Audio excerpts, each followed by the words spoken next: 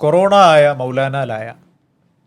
ഇത് ഇന്ത്യയിലൊരു പരസ്യവാചകമല്ല. 2020 കൊറോണയൊക്കെ തുടങ്ങുന്ന സമയത്ത് ഇന്ത്യയിൽ കൊറോണ പരത്തിയത് തബ്ലീഗ് ജമാഅത്ത് എന്ന് പറയുന്ന സംഘടനയാണ് എന്ന ഇവിടുത്തെ ഒരു വെറുപ്പുൽപാദനത്തിന് മുഖ്യ പങ്ക് വഹിച്ചിട്ടുള്ളൊരു ക്യാപ്ഷൻ കൂടിയാണ്. ഇത് ഇന്ത്യയിലെ തന്നെ ഏറ്റവും പ്രമുഖമായൊരു വാർത്താ മാധ്യമം ഇന്ത്യ ടിവിയുടെ ട്വീറ്റ് ഇങ്ങനെയായിരുന്നു: കൊറോണ ആയ മൗലാന ലായ. കൊറോണ വന്നു, മൗലാന കൊണ്ടുവന്നു. ശേഷം 5 വർഷങ്ങൾക്ക് ശേഷം തബ്ലീഗ് ജമാഅത്തിൻ്റെ പേരിൽ ഉണ്ടായിട്ടുള്ള പ്രതി ചേർത്തിട്ടുള്ള ആളുകളെ കുറ്റവിമുക്തരാക്കി കോടതി വെറുതെ വിട്ടു.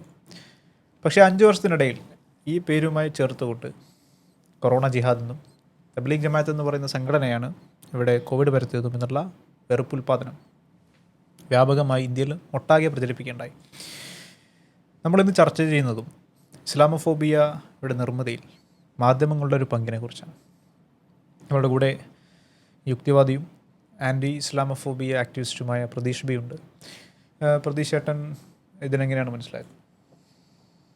നമ്മളിപ്പോൾ കൊറോണ ജിഹാദ് അല്ലെങ്കിൽ കൊറോണ യുക്തിവാദം അല്ലെങ്കിൽ കൊറോണയുമായി ബന്ധപ്പെട്ടൊരു ഇസ്ലാമോഫോബിയയെ കുറിച്ച് ചർച്ച ചെയ്യുന്നതിന് മുമ്പ് ഇതൊരു കേവലമായിട്ടുള്ള എന്തെങ്കിലും ഒരു രോഗം പരത്തുന്ന അല്ലെങ്കിൽ കൊറോണ അതുപോലത്തെ വിഷയമല്ല. അപ്പോൾ അതുകൊണ്ട് തന്നെ ഒരു വിഷയത്തിൽ ഇസ്ലാമോഫോബിയ മനസ്സിലാക്കുന്നതിന് മുമ്പ് ഈ ഒരു ഇസ്ലാമോഫോബിയ എന്താണ് എന്നുള്ള കാര്യം നമ്മൾ മനസ്സിലാക്കേണ്ടതുണ്ട്. അതായത് കുറേ ഫ്രെയിം വർക്കുകളിലൂടെയാണ് നമ്മളത് മനസ്സിലാക്കേണ്ടത്. ഈ പലപ്പോഴും നമ്മൾ ഇസ്ലാമോഫോബിയയെക്കുറിച്ച് ആൻറ്റി ഇസ്ലാമോഫോബിക് സ്റ്റാൻഡുള്ള ആൾക്കാർ പോലും ഇത് എല്ലാ ഫ്രെയിം വർക്കുകളും ചിലപ്പോൾ എടുക്കത്തില്ല. അപ്പം നമ്മൾ പൊതുവിൽ ഇപ്പോൾ ഇസ്ലാമോഫോബിയ എന്ന് പറയുമ്പോൾ നമ്മൾ ഒരു ആൻറ്റി മുസ്ലിം റേസിസം അഥവാ ഒരു മുസ്ലിം വിരുദ്ധ വംശീയ ബോധം എന്നുള്ളതാണ് പൊതുവേ നമ്മൾ പറയുന്നത്. ഇത് പൊതുവെ എല്ലാവരും ഈ ഇസ്ലാമോഫോബിക്ക് എതിരായിട്ടുള്ള സ്റ്റാൻഡുള്ള എല്ലാ ആൾക്കാരും എടുക്കുന്നൊരു കാര്യമാണ് ഈ ആൻറ്റി മുസ്ലിം റേസിസം എന്നൊരു പോയിൻ്റ്. പക്ഷേ അത് മാത്രമായിട്ടല്ല നമ്മൾ ഇതിൻ്റെ പ്രചാരം ഇതാണെങ്കിലും ഇതിൻ്റെ ഒരു പ്രയോഗത്തിൽ ഇത് അങ്ങനെയല്ല നിൽക്കുന്നത്. അപ്പോൾ അതിൽ പല ഫ്രെയിം വർക്കുകൾ കൂടെ നമ്മൾ മനസ്സിലാക്കേണ്ടതുണ്ട്. അതിലൊരു ഫ്രെയിം വർക്കാണ് ഒന്ന് ഈ മുസ്ലിങ്ങളുടെ സ്വയം സംഘാടനവും സ്വയം നിർണ്ണയാവകാശവും എന്ന് പറയും.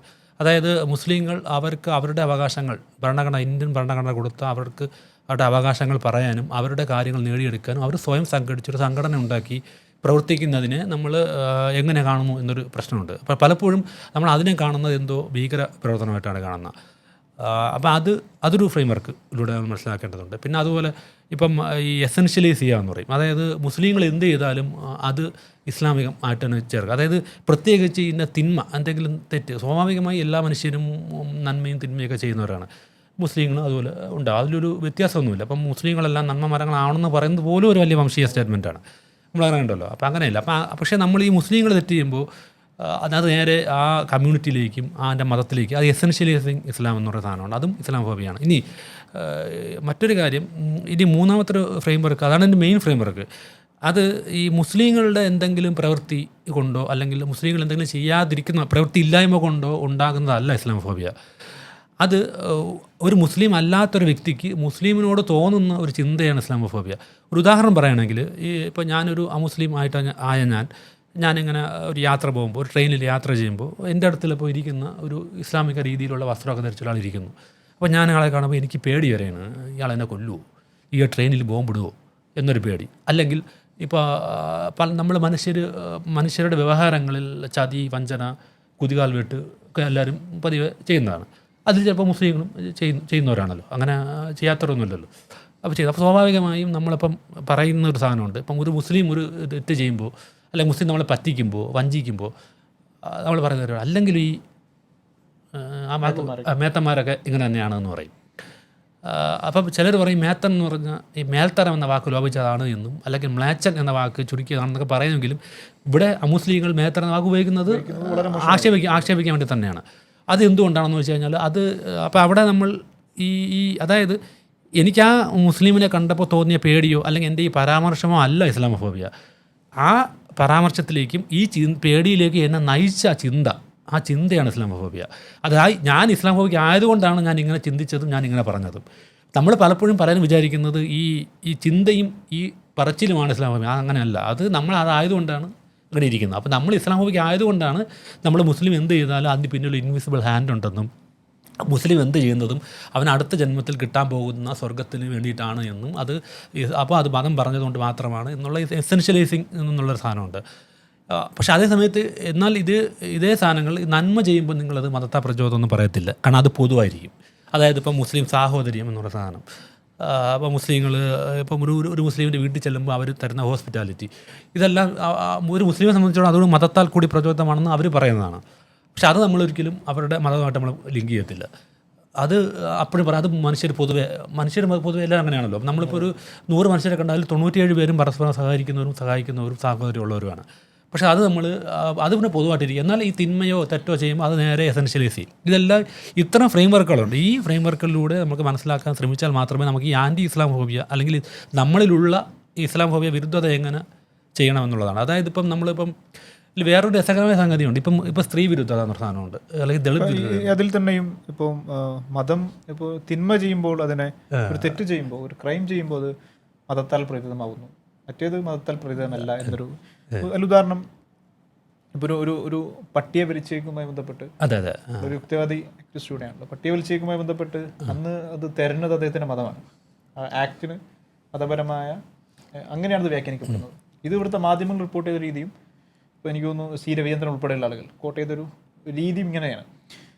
ഇതിൽ മാധ്യമങ്ങളുടെ ഇസ്ലാം ഫോബിയയുടെ നിർമ്മിതിയിലൊരു പങ്ക് ഇങ്ങനെക്കുറിച്ച് ആലോചിക്കുമ്പോൾ എന്താണ് ഒരു ഇതിലാദ്യം ഇത് സി രവിചന്ദ്രൻ അദ്ദേഹം ഒരു യുക്തിവാദിയാണെന്ന് അദ്ദേഹം സ്വയം അവകാശപ്പെടാത്ത സ്ഥിതിക്ക് അദ്ദേഹത്തെ നാസ്തികൻ എന്ന് തന്നെ വിളിക്കണം എന്നുള്ളതാണ് എൻ്റെ എനിക്ക് പറയാനുള്ളത്. രണ്ടാമതൊരു കാര്യം, ഇത് ഈ പറഞ്ഞ പോലെയാണ്. അത് ഇപ്പോൾ സി രവിചന്ദ്രൻ മാത്രം, ഇതൊരു സി രവിചന്ദ്രൻ മാത്രം ഉണ്ടാക്കിയ ഒരു പ്രശ്നമല്ല. അത് പൊതുവിൽ ഈ മുസ്ലിങ്ങളായിട്ടുള്ള ആൾക്കാരെല്ലാം അങ്ങനത്തെ ഒരു ചിന്തയുള്ളവരാണ്. ഇപ്പോൾ അതായത് പട്ടി ഇസ്ലാമിൽ ഹറാമാണ്. ഞാൻ തന്നെ ഇസ്ലാം മതം പഠിക്കാത്ത ആളായതുകൊണ്ട് അതിലോട്ടൊന്നും ഞാൻ പോകുന്നില്ല. എങ്കിൽ പോലും അത് വരുന്നത് ഇങ്ങനൊരു അതായത് ഈ പറഞ്ഞ കണക്കാണ്. അതായത് മുസ്ലിങ്ങൾ തിന്മ ചെയ്യുന്നതെല്ലാം ഈ എസൻഷ്യലൈസേഷൻ റിലീജിയനാണ്. അതേസമയത്ത് നന്മ എന്തെങ്കിലും ചെയ്യുമ്പോൾ, സാഹോദര്യം ഒരു സഹായിക്കുമ്പോൾ, ഇപ്പോൾ ഓടയിൽ വീണ മറ്റേ നൗഷാദിൻ്റെ ഒരു വിഷയം അത് മാധ്യമങ്ങൾ എങ്ങനെയാണ് റിപ്പോർട്ട് ചെയ്തത്, നമ്മൾ വെള്ളാപ്പള്ളി നടേശൻ എന്താണ് പറഞ്ഞത്, നമ്മളെല്ലാം കണ്ടതാണ്. പക്ഷേ അതൊരു നന്മയായിട്ടല്ല, അല്ലെങ്കിൽ അതൊരു വ്യക്തിയുടെ ഇതായിട്ടല്ല അത് പറഞ്ഞത്. അത് നന്മ എന്ന് പറയുമ്പോൾ അത് ഇപ്പോഴും പൊതുവായിരിക്കുകയും എന്നാൽ തിന്മ മാത്രം മതമായിരിക്കുകയും ചെയ്യുന്ന ഒരു പ്രത്യേകത. അപ്പോൾ ഈ പട്ടിയുടെ കേസ് എടുത്താലും അതേസമയത്ത് സമാനമായ വേറൊരു കേസിൽ ഇതേ പട്ടി വന്നപ്പോഴത്തേക്ക് ഇതേ നാസ്തികൻ്റെ വാദം അത് മതമായിട്ട് ഇവരൊന്നും ഇല്ലാന്നുള്ള ലെവലിലായിരുന്നു. അത് ആ വ്യക്തിയുടെ മാനസിക ആരോഗ്യ പ്രശ്നമായിട്ടാണ് അത് ആരോപിക്കപ്പെട്ടത്. മാധ്യമങ്ങൾ എടുക്കുന്ന വാർത്തകൾ ഒരു മുസ്ലിമിനെ ഡെമണൈസ് ചെയ്യുന്ന രീതിയിൽ അതിൻ്റെ വാക്യഘടനകൾ ഉപയോഗിക്കുന്നിടത്ത്, അല്ലെങ്കിൽ ആ വാർത്തയുടെ പ്രയോറിറ്റി നിശ്ചയിക്കുന്നിടത്ത്, ഇത് വാർത്ത എടുക്കുന്നിടത്ത് ഇത് വ്യാപകമായി കാണപ്പെടുന്നു. അതല്ലെങ്കിൽ മുസ്ലിം കർത്തൃത്വത്തിൽ ചെയ്ത നല്ല കാര്യങ്ങളെ അല്ലെങ്കിൽ ഒരു രാഷ്ട്രീയ സംഘാടനത്തെ തന്നെയും തമസ്കരിക്കുന്നൊരവസ്ഥ വരും. ഇതിനെ യഥാർത്ഥത്തിൽ വിലയിരുത്തി പോകേണ്ടതുണ്ട്. ഇതിൽ മാധ്യമങ്ങൾ ചെയ്യുന്നൊരു പ്രശ്നം എന്ന് പറഞ്ഞു കഴിഞ്ഞാൽ നമ്മളതൊരു ബഹുസ്വര സമൂഹമാണല്ലോ. ബഹുസ്വരതയാണ് നമ്മുടെ ഒരു ഭരണഘടനാ ധാർമ്മികത എന്ന് പറഞ്ഞാൽ ബഹുസ്വരതയാണ്. അപ്പോൾ ഈ ബഹുസ്വരതയിൽ എപ്പോഴും ഇപ്പോൾ നമ്മൾ പലപ്പോഴും ചർച്ച ചെയ്യുന്നത് ഇത് ശരിയോ തെറ്റോ എന്നുള്ളതാണ്. അതായത് ഇപ്പം മുസ്ലിങ്ങൾക്ക് ഒരു മോറൽ കോഡുണ്ട്. അപ്പം മാധ്യമങ്ങൾ ഇത് പ്രസൻറ്റ് ചെയ്യുന്നത് ഈ മോറൽ കോഡ് തെറ്റാണ് എന്നുള്ള രീതിയിൽ, ബഹുസ്വര സമൂഹത്തിൽ ഇത് പറയാൻ പാടില്ല എന്നുള്ള ലെവലിലാണ്. പക്ഷേ ഇസ്ലാമോബിയയുടെ ഫ്രെയിം വർക്കിൽ കൂടെ നോക്കുമ്പോൾ അത് നമ്മൾ പറയേണ്ടത് ഈ മോറൽ കോഡ് ശരിയോ തെറ്റോ എന്നുള്ളതല്ല, ഈ പറയാമോ പറഞ്ഞൂടെ എന്നുള്ളതാണ്. ഈ പറയാമോ എന്തുകൊണ്ട് ഇവർക്ക് പറഞ്ഞുകൂടാ എന്നുള്ളത്. നമുക്ക് ഇപ്പം മുസ്ലിങ്ങൾക്കൊരു മോറൽ കോഡുണ്ട്, അത് ഇതാണ് നമ്മുടെ മോറൽ കോഡ് എന്ന് വെക്കാൻ എന്തുകൊണ്ട് അവർക്ക് പറ്റുന്നില്ല? ഒരു ബഹുസ്വര സമൂഹത്തിൽ എന്തുകൊണ്ട് അവർക്ക് പറ്റുന്നില്ല? അപ്പോൾ അങ്ങനെ പറ്റുന്നില്ല എങ്കിൽ അതങ്ങനെ ഒരു ബഹുസ്വര സമൂഹമാകും. ഒരു പ്രത്യേക തരം സാധനം മാത്രമാണ് ശരിയെന്ന്, അത് എല്ലാവരും ഫോളോ ചെയ്യണം, അതാണ് പൊതു എന്നും പറയുന്നത് പിന്നിൽ അതൊരു വയലൻസ് ആയിട്ടാണ് ഞാൻ കാണുന്നത്. ഇപ്പോൾ സ്വാഭാവികമായും ഞാനൊരു യുക്തിവാദി എന്ന നിലയിൽ ഞാൻ വെക്കുന്നത് എപ്പോഴും യുക്തിവാദപരമായിട്ടുള്ള, അതായത് യുക്തിവാദം ഒരു ജ്ഞാനാധിഷ്ഠിത നിലപാടാണ് എന്ന് അറിവിൻ്റെ സോഴ്സായി സയൻസിനെ പ്ലേസ് ചെയ്യുക എന്നുള്ളതാണ് ഞാൻ വെക്കുന്ന സാധനം. അപ്പോൾ അതുപോലെ നിങ്ങളും ഒരു മോറൽ കോഡ്, അല്ലെങ്കിൽ മുസ്ലിങ്ങളും ഒരു മോറൽ കോഡ് വയ്ക്കുന്നു, ഇതാണ് നമ്മുടെ മോറൽ കോഡ്. അപ്പോൾ അങ്ങനെ വെക്കാൻ അവർക്ക് പറ്റണം. ഇത് പറ്റായികയാണ് ഇവിടുത്തെ, അത് പറ്റാത്തത് ഈ സമൂഹം ഇസ്ലാമോഫോബിക്കായിരിക്കുന്നതുകൊണ്ടാണ് കൃത്യമായി ഇവിടുത്തെ മാധ്യമങ്ങൾ അതിനെ ഉപയോഗിക്കുന്നുണ്ട്. അപ്പോൾ ആ ഒരു വാർത്ത, ഇപ്പോൾ ഉദാഹരണത്തിന് ഇപ്പോൾ ചില ആഘോഷങ്ങൾ, ഇപ്പോൾ ഒരു ഉദാഹരണം ഓണാഘോഷത്തെ ഇപ്പോൾ ചില അത് സത്യം പറഞ്ഞാൽ മുസ്ലിങ്ങൾ മാത്രമൊന്നുമല്ല ഓണം ആഘോഷിക്കാതിരിക്കുന്നത്. ഓണം ആഘോഷിക്കാൻ പറ്റില്ല എന്ന് പറഞ്ഞാൽ അല്ലാത്ത ആൾക്കാരുണ്ട്. പിന്നെ ചിലർ അതിലെ ആചാരങ്ങൾ മാറ്റി നിർത്തിയിട്ട് ആഘോഷമായിട്ട് മാത്രം കാണുന്ന, ഇപ്പോൾ ഉദാഹരണത്തിന് സദ്യ കഴിക്കുക, അതിൽ ഈ ആഘോഷങ്ങളിൽ പങ്കെടുക്കുക, ഇപ്പോൾ ഊഞ്ഞാലാട്ടം, മറ്റ് മത്സരങ്ങൾ അതിലൊക്കെ പങ്കെടുക്കുന്നവരുണ്ട്. ആചാരം മാറ്റി നിർത്തുന്നവരുണ്ട്, മൊത്തത്തിൽ മാറിയിരിക്കുന്നവരുണ്ട്. അതെല്ലാം അപ്പോൾ ഇതും ഈ പറഞ്ഞ പോലെ ഇസ്ലാം ഫോബിയുടെ വേറെ ഫ്രെയിം വർക്കാണ്. മുസ്ലിങ്ങൾ മാത്രമാണ് ഇതൊക്കെ. അപ്പോൾ നമ്മൾ എന്ത് പറഞ്ഞാലും ഇപ്പോൾ ജെൻഡർ ന്യൂട്രാലിറ്റി ആയാലും അതിൽ വാർത്ത എങ്ങനെ കൊടുത്ത് അത് മുസ്ലിങ്ങൾ എതിർക്കുന്നു. സ്കൂൾ സമയം മാറ്റം മുസ്ലിങ്ങൾ എതിർക്കുന്നു. സൂംബ പ്രശ്നം മുസ്ലിങ്ങൾ എതിർക്കുന്നു. എന്നാൽ മുസ്ലിങ്ങൾ മാത്രമായിരുന്നു എതിർത്തത്? അല്ല, എത്രയോ അധ്യാപകർ എതിർത്തിരുന്നു. ജെൻഡർ ന്യൂട്രാലിറ്റി എതിർക്കുന്ന എത്രയോ അധ്യാപകരുണ്ടായിരുന്നു. അവർ എന്തിനേറെ പറയുന്നു, യുക്തിവാദികളായ അധ്യാപകർ വരെ എതിർത്തിരുന്നു. സൂംബ പ്രശ്നം ഉണ്ടായ സമയത്ത് ഞാൻ ആ ദിവസം ഉറങ്ങിയെണീറ്റ് രാവിലെ ആദ്യം കണ്ട വാട്സാപ്പ് സ്റ്റാറ്റസ് ഒരു യുക്തിവാദിയായ ഒരു അധ്യാപകൻ്റെ അതിനെ വിമർശിച്ചുകൊണ്ടുള്ള കളയാക്കിക്കൊണ്ടുള്ള ട്രോളായിരുന്നു. അപ്പോൾ അവിടെ മുസ്ലിമോട് ഇതാണ്. അപ്പോൾ ഇതെല്ലാം ഈ മാധ്യമങ്ങൾ ഉണ്ടാക്കി വെച്ചിരിക്കുന്ന ഒരു ഫ്രെയിം വർക്കിൻ്റെ പ്രശ്നമാണ്. ഇത് സ്വാഭാവികമായി അതെല്ലാം മൊത്തം നമ്മുടെ ഈ ഇസ്ലാമോഫോബിയ ഫ്രെയിം വർക്കിലൂടെ നമുക്ക് മനസ്സിലാക്കാൻ ശ്രമിക്കാം. ഒരുപാട് ഫ്രെയിം വർക്കുകളുണ്ട് എന്നും മനസ്സിലാക്കാൻ ശ്രമിക്കുക എന്നുള്ളതാണ് എനിക്ക് എൻ്റെ അകത്ത് പറയാനുള്ളത്. അല്ല, ഇസ്ലാമോഫോബിയ നമ്മൾ മാധ്യമങ്ങളിലെ ഇസ്ലാമോഫോബിയ ചർച്ച ചെയ്യുമ്പോഴും നേരത്തെ പ്രതീഷ് ഭായി പറഞ്ഞതുപോലെ അത് നമുക്ക് സൊസൈറ്റിയിലുള്ള ഒരു ഇസ്ലാമോഫോബിയ എന്താണോ അതിൻ്റെ റിഫ്ലക്ഷൻ തന്നെ ആയിരിക്കും മാധ്യമങ്ങളിലുണ്ടാവുക. സാമൂഹിക ഘടനയിൽ എങ്ങനെയാണ് ഇസ്ലാമോഫോബിയ പ്രവർത്തിക്കുന്നത് അതിൻ്റെ പ്രതിഫലനം മാധ്യമങ്ങളിലും ഉണ്ടാവും. അപ്പോൾ അതിൻ്റെ ഒരു വിതരണത്തിലും വിന്യാസത്തിലൊക്കെ വ്യത്യാസം ഉണ്ടാവും. മീഡിയകളുടേതായ ഒരു സെൻസിബിലിറ്റി, ന്യൂസ്, പ്രൊപ്പഗണ്ട, അതിൻ്റെ ഒരു പാറ്റേൺ, അതിൽ കൂടെ പ്രത്യേക അജണ്ടയോട് കൂടിയൊക്കെ തന്നെ ആയിരിക്കും അത് വാർത്തകളൊക്കെ അവർ കൊടുക്കുകയും ഹെഡ്ലൈൻസൊക്കെ മാറ്റുകയും ചെയ്യുന്നത്. പക്ഷേ അതിൻ്റെ ഒരു ആത്മാവ് സമൂഹത്തിൽ അടങ്ങിയിട്ടുള്ള മുസ്ലിം വിരുദ്ധ വംശീയതയുടെ ഒരു എന്താ പറയുക ഒരു വക്താക്കളായും മാധ്യമങ്ങൾ മാറുന്നു എന്നുള്ളതാണ്. നേരത്തെ ഇപ്പോൾ ഉദാഹരണത്തിന് സാധാരണ ഈ ഇസ്ലാമോഫോബിയെക്കുറിച്ച് നടത്തപ്പെട്ടുള്ള പ്രധാനപ്പെട്ട ഒരു സ്റ്റഡി ഇതൊരു ഇൻഡസ്ട്രി എന്നാണ്, ഒരു വ്യവസായ സമുച്ചയം എന്നാണ് പറയുന്നത്. ഇസ്ലാമോഫോബിയ ഇൻഡസ്ട്രി എന്നാണ് പറയുന്നത്. അപ്പോൾ അത് ഒരു 9/11 ശേഷമുള്ളൊരു പ്രതിഭാസമാണ്. ഇതൊരു ഇൻഡസ്ട്രി ആയിട്ട് വികസിച്ചു. ഇൻഡസ്ട്രി എന്ന് പറയുമ്പോൾ ഭയങ്കര എല്ലാം ഉണ്ടാവും അതിൻ്റെ അകത്ത്. Media, political economy, manufacturing fear എന്ന് പറയും. പിന്നെ വലിയൊരു നെറ്റ്വർക്കിംഗ്, റിസർച്ച്, അതിലൂടെയുള്ള പൊളിറ്റിക്കൽ ഗെയിന്, ആഗോളാടിസ്ഥാനത്തിൽ അമേരിക്ക പോലുള്ള രാഷ്ട്രങ്ങൾക്ക് ഇസ്ലാമിനെ പ്രത്യേകമായി നിർവചിച്ചെടുക്കാനുള്ള താല്പര്യം, അതിലൂടെ ഉണ്ടാകുന്ന ജിയോ പൊളിറ്റിക്കലായ നേട്ടങ്ങൾ, ഇതെല്ലാം ഇതിൽ അടങ്ങിയിട്ടുണ്ട്.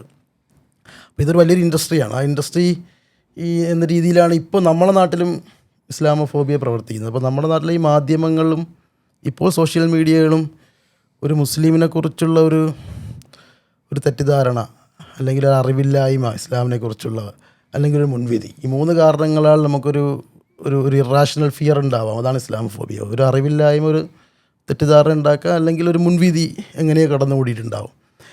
ഈ 3 കാരണങ്ങൾക്ക് അപ്പുറം തന്നെ ഇതൊരു ഇൻഡസ്ട്രി ആയിട്ട് വർക്ക് ചെയ്യുന്നുണ്ട്. അതിൽ പലതരം താല്പര്യങ്ങൾ അതിൽ കടന്നുകൂടിയിട്ടുണ്ട്. ആ രീതിയിലാണ് ഇസ്ലാമോഫോബിയ വർക്ക് ചെയ്യുന്നത്. അപ്പോൾ ഇന്ത്യയിലെ തന്നെ ആഗോളാടിസ്ഥാനത്തിൽ തന്നെ മാധ്യമങ്ങളിൽ ഇസ്ലാമോഫോബിയ വർക്ക് ചെയ്യണത് ഇതൊരു ഇൻഡസ്ട്രിയൽ സ്വഭാവത്തിലാണ്. പലതരം താല്പര്യങ്ങൾക്ക് വേണ്ടിയിട്ട് വാർത്തകൾ ഉണ്ടാക്കുക, മാനുഫാക്ചർ ചെയ്യുക, അതിനെ ക്രിയേറ്റ് ചെയ്യുക, കൺസ്ട്രക്ട് ചെയ്യുക, വിൽക്കുക. അതിന് പലതരം പ്രോഫിറ്റ് ഉണ്ടാകും. ചിലത് കൾച്ചറലി ഉള്ള പ്രോഫിറ്റ് ആയിരിക്കും, ലാർജ് സ്കെയിലിൽ പൊളിറ്റിക്കൽ എക്കണോമി ആയിരിക്കും. കേരളത്തിൽ നടക്കുന്ന കഴിഞ്ഞ കുറച്ച് നാളുകളിലായി നടന്നുകൊണ്ടിരിക്കുന്ന ഇലക്ഷനുകളിലൊക്കെ അതൊരു വിശാലാർത്ഥത്തിലൊരു വലിയൊരു പൊളിറ്റിക്കൽ എക്കണോമി ഉണ്ടാക്കാൻ വേണ്ടിയിട്ടാണ് ഇതെല്ലാം മാനുഫാക്ചർ ചെയ്തുകൊണ്ടിരിക്കുന്നത്. അവിടെയാണ് ജമാഅത്ത് ഇസ്ലാമി എപ്പോഴും ഒരു 10-12 കൊല്ലമായിട്ടൊരു വില്ലനായിട്ട് ഇലക്ഷൻ ചർച്ചകളിൽ വരുന്നതൊക്കെ ആ രീതിയിലാണ്. അതൊരു മുൻവിധിയുടെ, ഒരു തെറ്റിദ്ധാരണയുടെ, ഒരു അറിവില്ലായ്മയുടെ ഭാഗമായി ഉണ്ടാകുന്നൊരു ഇസ്ലാമോഫോബിയ അല്ല. അപ്പോൾ ഇങ്ങനെ കൂടി മനസ്സിലാക്കിയാലാണ് നമ്മൾ ഈ മാധ്യമങ്ങളിൽ നടക്കുന്നൊരു ഇസ്ലാമോഫോബിക് കണ്ടൻറ്റുകളെ നമുക്ക് കുറച്ചുകൂടി തിരിച്ചറിയാൻ കഴിയുള്ളൂ.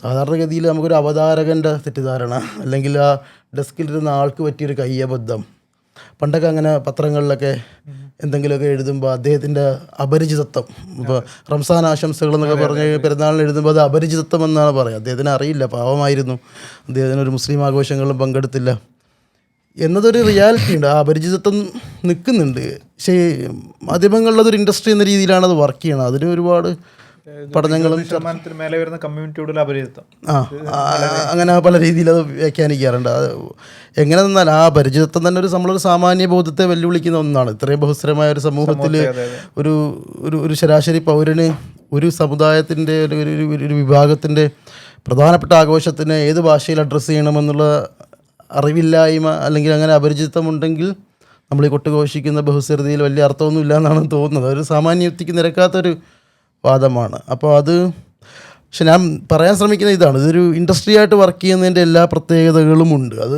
മീഡിയകൾ ഹെഡ്ലൈൻസിലാണെങ്കിലും അജണ്ടകളിലാണെങ്കിലും കൃത്യമായിട്ട് വർക്ക് ചെയ്യുന്നുണ്ട്. പക്ഷേ ഇതിൽ പ്രധാനപ്പെട്ട ഒരു വ്യത്യാസം കൂടി കാണാൻ കഴിയും ഇസ്ലാമോഫോബിയയിൽ. അതായത് പണ്ട് കാലത്ത് മലയാള സാഹിത്യത്തിലൊക്കെയുള്ള ഈ മുസ്ലിം വിമർശനങ്ങളിലൊരു പ്രധാനപ്പെട്ട പ്രത്യേകത മുസ്ലിങ്ങളുടെ കുറവുകളെക്കുറിച്ചാണ്. ഈ മുസ്ലിങ്ങൾ വിദ്യാഭ്യാസമില്ല, പുരോഗതിയില്ല, പുരോഗമന ചിന്തയില്ല, മതബോധത്തിലിങ്ങനെ അമർന്ന് ജീവിക്കുന്നവരാണ്. കുറവുകളെക്കുറിച്ചുള്ള ഒരു ചർച്ചയാണ് എപ്പോഴും ഇസ്ലാമോഫോബിയ ഉൽപ്പാദിപ്പിച്ചുകൊണ്ടിരുന്നത്. ഒരു പഴയ കാലത്ത് ലിറ്ററേച്ചറൊക്കെ അങ്ങനെയാണല്ലോ, സ്ത്രീകളെ പഠിപ്പിക്കാൻ വിടുന്നില്ല, പുറത്തേക്ക് ഇറക്കുന്നില്ല.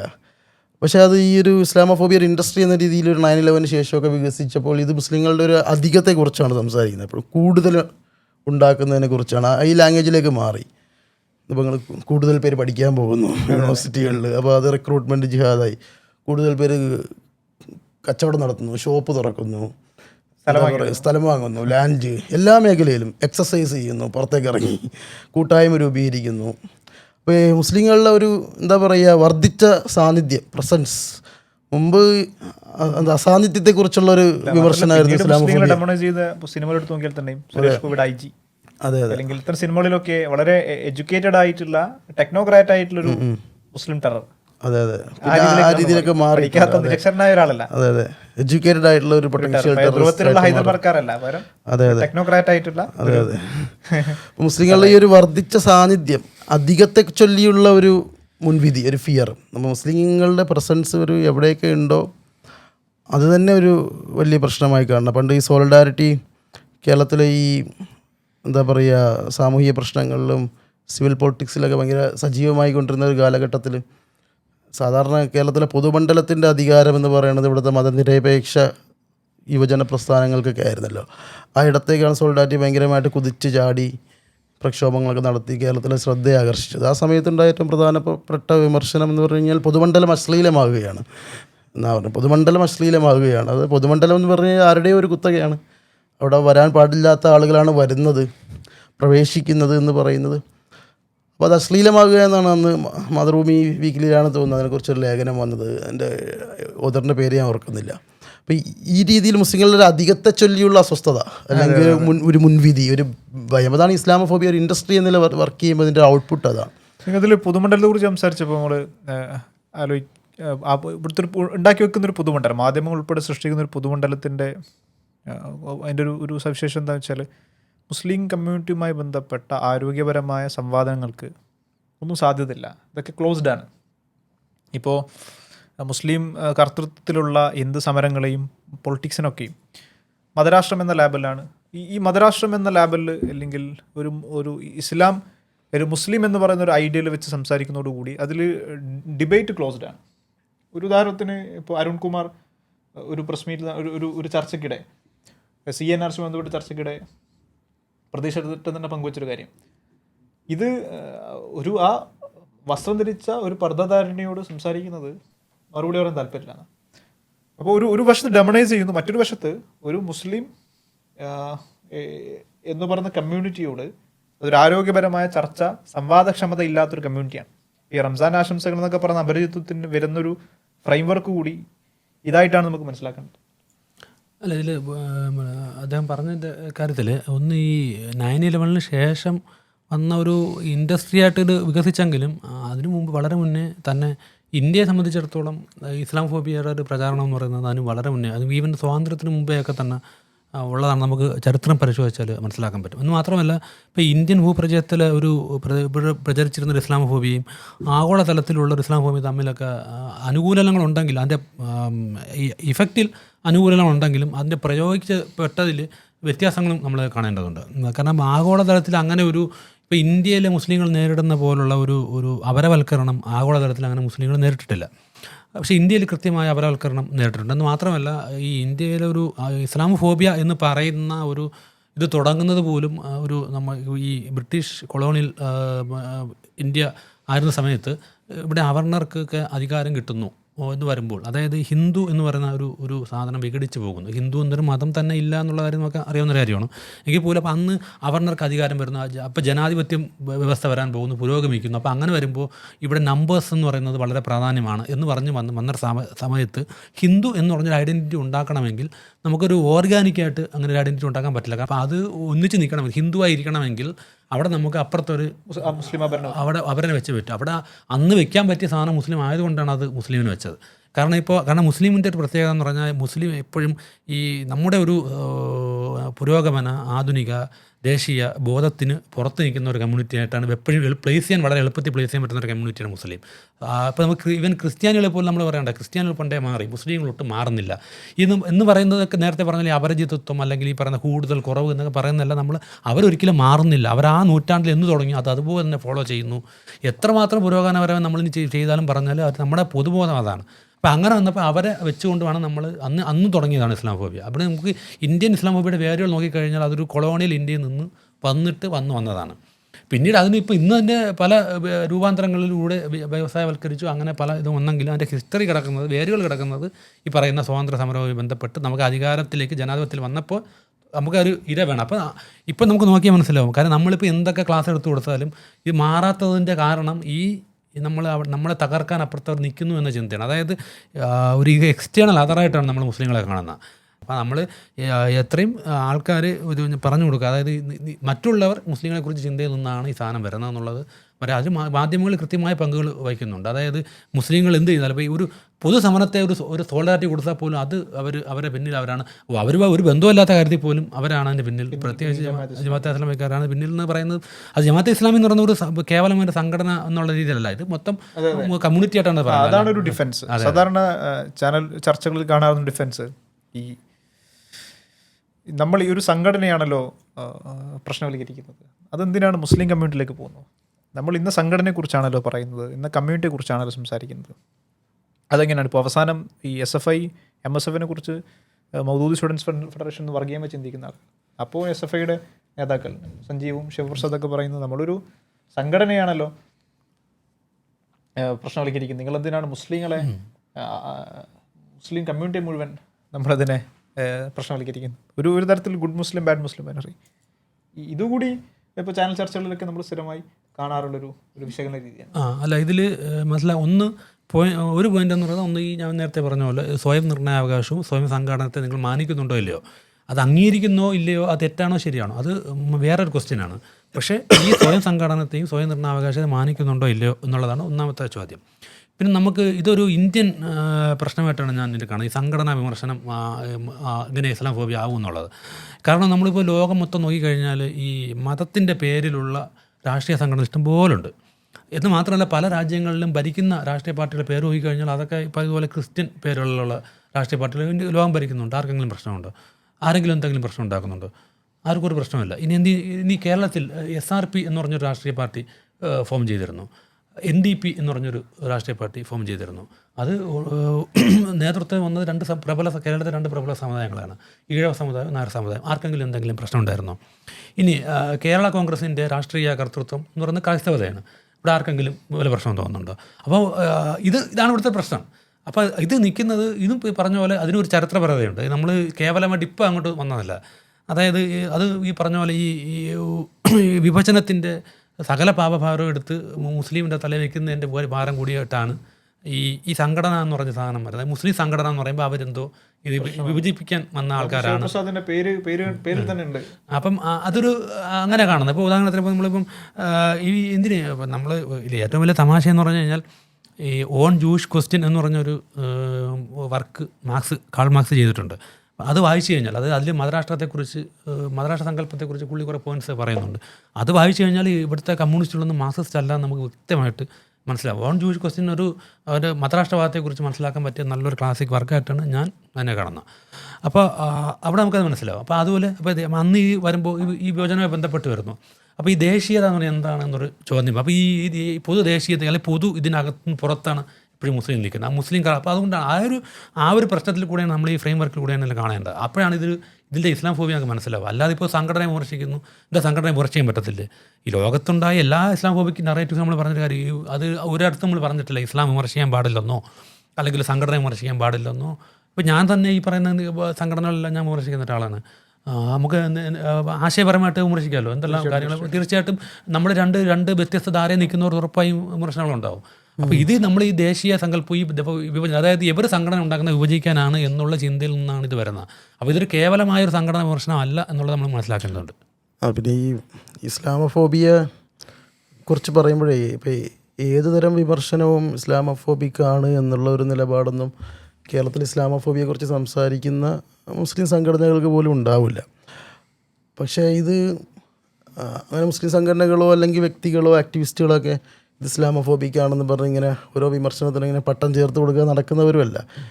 അതിനേക്കാളും കൂടുതൽ ഈ എന്താ പറയുക, ആ ലോജിക്ക് തിരിച്ച് അപ്ലൈ ചെയ്യുന്നത്. അതായത് നിങ്ങൾ എന്തെങ്കിലും പറഞ്ഞു കഴിഞ്ഞാൽ നിങ്ങൾ ഇസ്ലാമോഫോബി ആരോപിക്കും. ഈ ആരോപിക്കും എന്ന് പറയുന്ന വർത്തമാനമാണ്, ആ ലോജിക്കാണ് കൂടുതൽ അപ്ലൈ ചെയ്യുന്നത്. അതായത് ആദ്യമേ തന്നെ അതിൻ്റെ ഒരു സാധ്യതയെ അങ്ങ് അടയ്ക്കുക. അതൊരു ഇസ്ലാമോഫോബിക് വിമർശനമാകാനുള്ളൊരു സാധ്യതയെ ആദ്യമേ തന്നെ കൊട്ടിയടച്ചിട്ടാണ് എന്തെങ്കിലും പല ചാനൽ ചർച്ചകളിലും ഇത് കാണാൻ കഴിയും. മുസ്ലിങ്ങൾ അവരുമായി ബന്ധപ്പെട്ട വിവാദങ്ങളാണല്ലോ സ്ഥിരം ആഴ്ചയിൽ 3 വീതം ചാനൽ ചർച്ചകൾ ഉണ്ടാവുക. മുസ്ലിം സമുദായവുമായി ബന്ധപ്പെട്ട, അതുപോലത്തെ ഉപതെരഞ്ഞെടുപ്പാണെങ്കിൽ പോലും മുസ്ലിം ക്വസ്റ്റ്യനാണ് ചർച്ച ചെയ്യപ്പെടുക. അപ്പോഴും ഈ ഡിഫൻസിലാണ് നിൽക്കുക. ആദ്യം ഒരു മുസ്ലിം പ്രതിനിധി സംസാരിക്കാൻ തുടങ്ങുമ്പോൾ എന്താ ഇസ്ലാമോഫോബിക് ആരോപണമാണ് ആ ലോജിക്കെടുത്ത് ആദ്യം അപ്ലൈ ചെയ്യും, എന്നിട്ട് ഡിഫൻസിലാക്കും. ഏറ്റവും കൂടുതൽ ആക്ച്വലി നടക്കുന്നതാണ്, വസ്തുതാപരമായി നോക്കിക്കഴിഞ്ഞാൽ അതാണ് നടക്കുന്നത്. പക്ഷെ രണ്ടാമതൊരു പ്രശ്നം ഈ ഇസ്ലാമോഫോബിയ എന്നോ അല്ലെങ്കിൽ വംശീയത എന്നോ അല്ലെങ്കിൽ ജാതീയത എന്നൊക്കെ പറയുന്ന വാക്കുകളും രാഷ്ട്രീയ പ്രയോഗങ്ങൾക്കും അല്ലെങ്കിൽ ഒരു വിശകലന മാതൃക അങ്ങനെ പറയാം, ഇതൊക്കെ മനസ്സിലാക്കാത്തതിൻ്റെ കൂടി ഒരു പ്രശ്നം പൊതുവേ ഉണ്ട്. ഇതിനെക്കുറിച്ചുള്ള ഒരു സാക്ഷരതയുടെ പ്രശ്നം കൂടിയുണ്ട്. അതായത് ഇപ്പോൾ ലോകത്ത് വംശീയതയെക്കുറിച്ചുള്ള പഠനങ്ങൾ തന്നെ നോക്കിയാൽ ഇസ്ലാമോഫോബിയ ഒരു മുസ്ലിം വിരുദ്ധ വംശീയത എന്ന രീതിയിലാണ് പറയണത്. അപ്പോൾ അതിൽ തന്നെ ഉണ്ടായിരുന്ന ഡിബേറ്റ് ഇത് ഒരു ബ്ലാക്ക് വൈറ്റ് പ്രശ്നമല്ലല്ലോ, പിന്നെ ഇതെങ്ങനെ ഒരു വംശീയതയാവുന്നത്. അപ്പോൾ അത് ഒരു റേസിസ്റ്റ് ക്വസ്റ്റ്യൻ ആവണത്, റേസിസവുമായി ബന്ധപ്പെട്ട ക്വസ്റ്റ്യൻ. ഇപ്പോൾ വംശീയതയുടെ നിർവചനങ്ങളോ അതിൻ്റെ അർത്ഥവ്യാപ്തിയോ അറിയാത്തത് കൊണ്ടാണ് ആ ചോദ്യം തന്നെ ഉത്ഭവിക്കുന്നത്.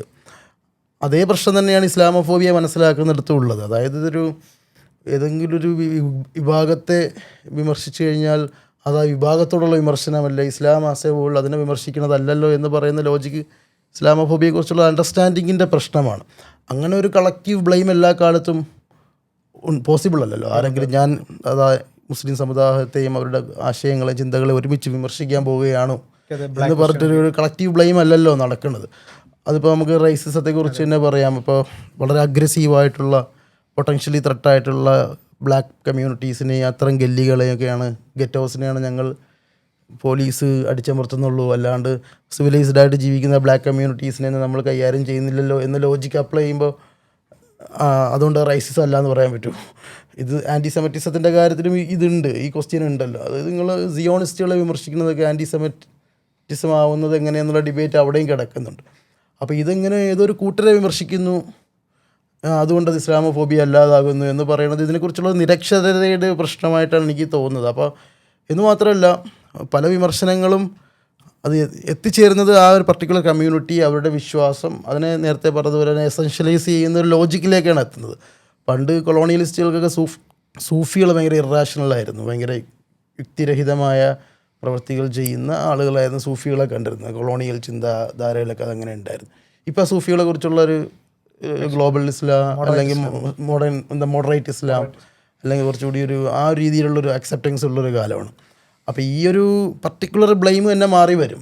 പിന്നീടാവുമ്പോൾ ആ ഒരു ബ്ലെയിം ഒരു വിഭാഗത്തെക്കുറിച്ചുള്ളത് പിന്നീട് കളക്റ്റീവ് ആകും, ഒരു കളക്റ്റീവ് ബ്ലെയിം ഒരു വിഭാഗത്തെക്കുറിച്ച് മാത്രമാവും. ഈ ചേഞ്ച് എല്ലാ വിമർശനങ്ങൾക്കും എല്ലാ വംശീയ മുൻവിധികൾക്കും എല്ലാ കാലത്തുമുണ്ട്. അത് റൈസിസത്തിൻ്റെ കാര്യത്തിലാണെങ്കിലും ജാതീയതയുടെ കാര്യത്തിലാണെങ്കിലും മറ്റു പലതരം ഫോബിയകളുടെ കാര്യത്തിലാണെങ്കിലും ഇതുണ്ട്. അപ്പോൾ ഇതൊരു സാമാന്യ യുക്തിക്ക് നിരക്കാത്തൊരു വാദഗതിയാണ്. നമ്മൾ ജമാഅത്ത് ഇസ്ലാമിയാണല്ലോ വിമർശിക്കുന്നത് എന്നതുകൊണ്ട് അത് ഇസ്ലാമോഫോബിക് ആവണത് എങ്ങനെ എന്ന് പറയുന്നത്, അല്ലെങ്കിൽ ഇങ്ങനെ ഒരുപാട് കാര്യങ്ങൾ. ഇത് രണ്ടാമത്തെ തമാശ എന്ന് പറഞ്ഞു കഴിഞ്ഞാൽ, എന്നാൽ ഇതിൻ്റെ ആനുകൂല്യം എല്ലാവർക്കും വേണം താനും. അതായത് ഇപ്പോൾ ഒരു ഉദാഹരണത്തിന് ഒരു ഇടതുപക്ഷ കൂട്ടായ്മയുടെ അകത്തുള്ള ഒരു മുസ്ലിം ആയതിൻ്റെ പേരിൽ വിമർശിക്കപ്പെട്ട് കഴിഞ്ഞാൽ ആ വിഷയത്തിൽ ഇസ്ലാമോഫോബിയയുടെ ആനുകൂല്യം ഉപയോഗപ്പെടുത്താറുണ്ട്. അപ്പോൾ സ്വന്തം സംവിധാനങ്ങൾക്കകത്തുള്ള മുസ്ലിം ഐഡൻറ്റിറ്റികൾ നേരിടുന്ന വിമർശനങ്ങളെയൊക്കെ അതെന്താ അങ്ങനെ പറഞ്ഞു, നമുക്ക് ഒറ്റപ്പെട്ട വിമർശനമാണെന്ന്, അത് ആ വ്യക്തിയെക്കുറിച്ചുള്ള വിമർശനമാണെന്ന്, ഇസ്ലാമോഫോബിയയുടെ ഒരു വിമർശനമാണെന്നുള്ള ആനുകൂല്യം ഉപയോഗപ്പെടുത്തുന്നത് എന്തിനാണ്? അപ്പോൾ ഇതിൻ്റെ ഒരു സാധ്യത എന്ന് പറഞ്ഞാൽ അതിൻ്റെ ഒരു വിമർശന സാധ്യത എല്ലാവരും ഉപയോഗപ്പെടുത്തുന്നുണ്ട്. എന്നാൽ തിരിച്ച് മുസ്ലിങ്ങളതൊരു ചോദ്യം ഉന്നയിക്കുമ്പോൾ ഇത് എന്താ പറയുക, നിങ്ങൾ ജനറലൈസ് ചെയ്യുകയാണ്, വിമർശനങ്ങളെ തള്ളിക്കളയാൻ വേണ്ടി ഉപയോഗിക്കുന്ന ലാംഗ്വേജ് ആണെന്നൊക്കെ പറഞ്ഞ് അങ്ങനെ ഒരു ഡിഫെൻഡ് ചെയ്യുന്ന രീതി കാണാൻ കാരണം അത് ഇതിനെക്കുറിച്ചൊരു ധാരണയില്ലായ്മ എന്നാണ് ഞാൻ മനസ്സിലാക്കുന്നത്. ഇതിൽ ചാനൽ ചർച്ചകളിൽ ഒരു ഇത്തരം വിഷയങ്ങൾ, ഇപ്പോൾ മതരാഷ്ട്രവാദം വിഷയങ്ങളൊക്കെ ആണെങ്കിൽ തന്നെയും പാനലിസ്റ്റുകൾ ശ്രദ്ധിച്ചാൽ മതി. ഇപ്പോൾ ജമാഅത്ത് ഇസ്ലാമിൽ ആരോപിക്കപ്പെടും, ജമാഅത്ത് ഇസ്ലാം പാനലിസ്റ്റ് ചിലപ്പോൾ ഉണ്ടായിക്കൊള്ളുന്നില്ല. അല്ലെങ്കിൽ ഒരു വിഷയവുമായി ബന്ധപ്പെട്ട് നേരെ മറിച്ച് ഇപ്പോൾ സംഘപരിവാർ നിരീക്ഷകർക്ക് കിട്ടുന്ന ഹിന്ദുത്വ നിരീക്ഷകർക്ക് കിട്ടുന്ന വിസിബിലിറ്റി പാനൽ ചർച്ചകളിൽ പോലും മുസ്ലിം കമ്മ്യൂണിറ്റിയെ പ്രസൻറ്റ് ചെയ്യണമല്ലോ, ഇത് സംസാരിക്കുമ്പോൾ പോലും ആൾക്ക് ലഭിക്കുന്നില്ല. അതായത് ഒരു കേവലം നമ്മൾ ഇവിടെ നടക്കുന്ന ഇവിടുത്തെ ഒരു ഫ്രെയിം വർക്ക്, ഒരു പൊതുമണ്ഡലത്തിൻ്റെ ഒരു ഫ്രെയിം വർക്ക്, മാധ്യമങ്ങൾ ആ ഭാഷ സംസാരിക്കുന്നു എന്നത് മാത്രമല്ല, കുറച്ചുകൂടി കടന്നുകൊണ്ട് ഒരു മാധ്യമ പ്രോപ്പഗണ്ടയെ കുറിച്ചുകൂടി സംശയിക്കേണ്ടിയിരിക്കുന്നു. അതിൽ ഏറ്റവും പ്രകടമായത് കളമശ്ശേരി ഭീകരാക്രമണവുമായി ബന്ധപ്പെട്ട് രാജീവ് ചന്ദ്രൻ പോസ്റ്റുമായി ബന്ധപ്പെട്ടതാണ്.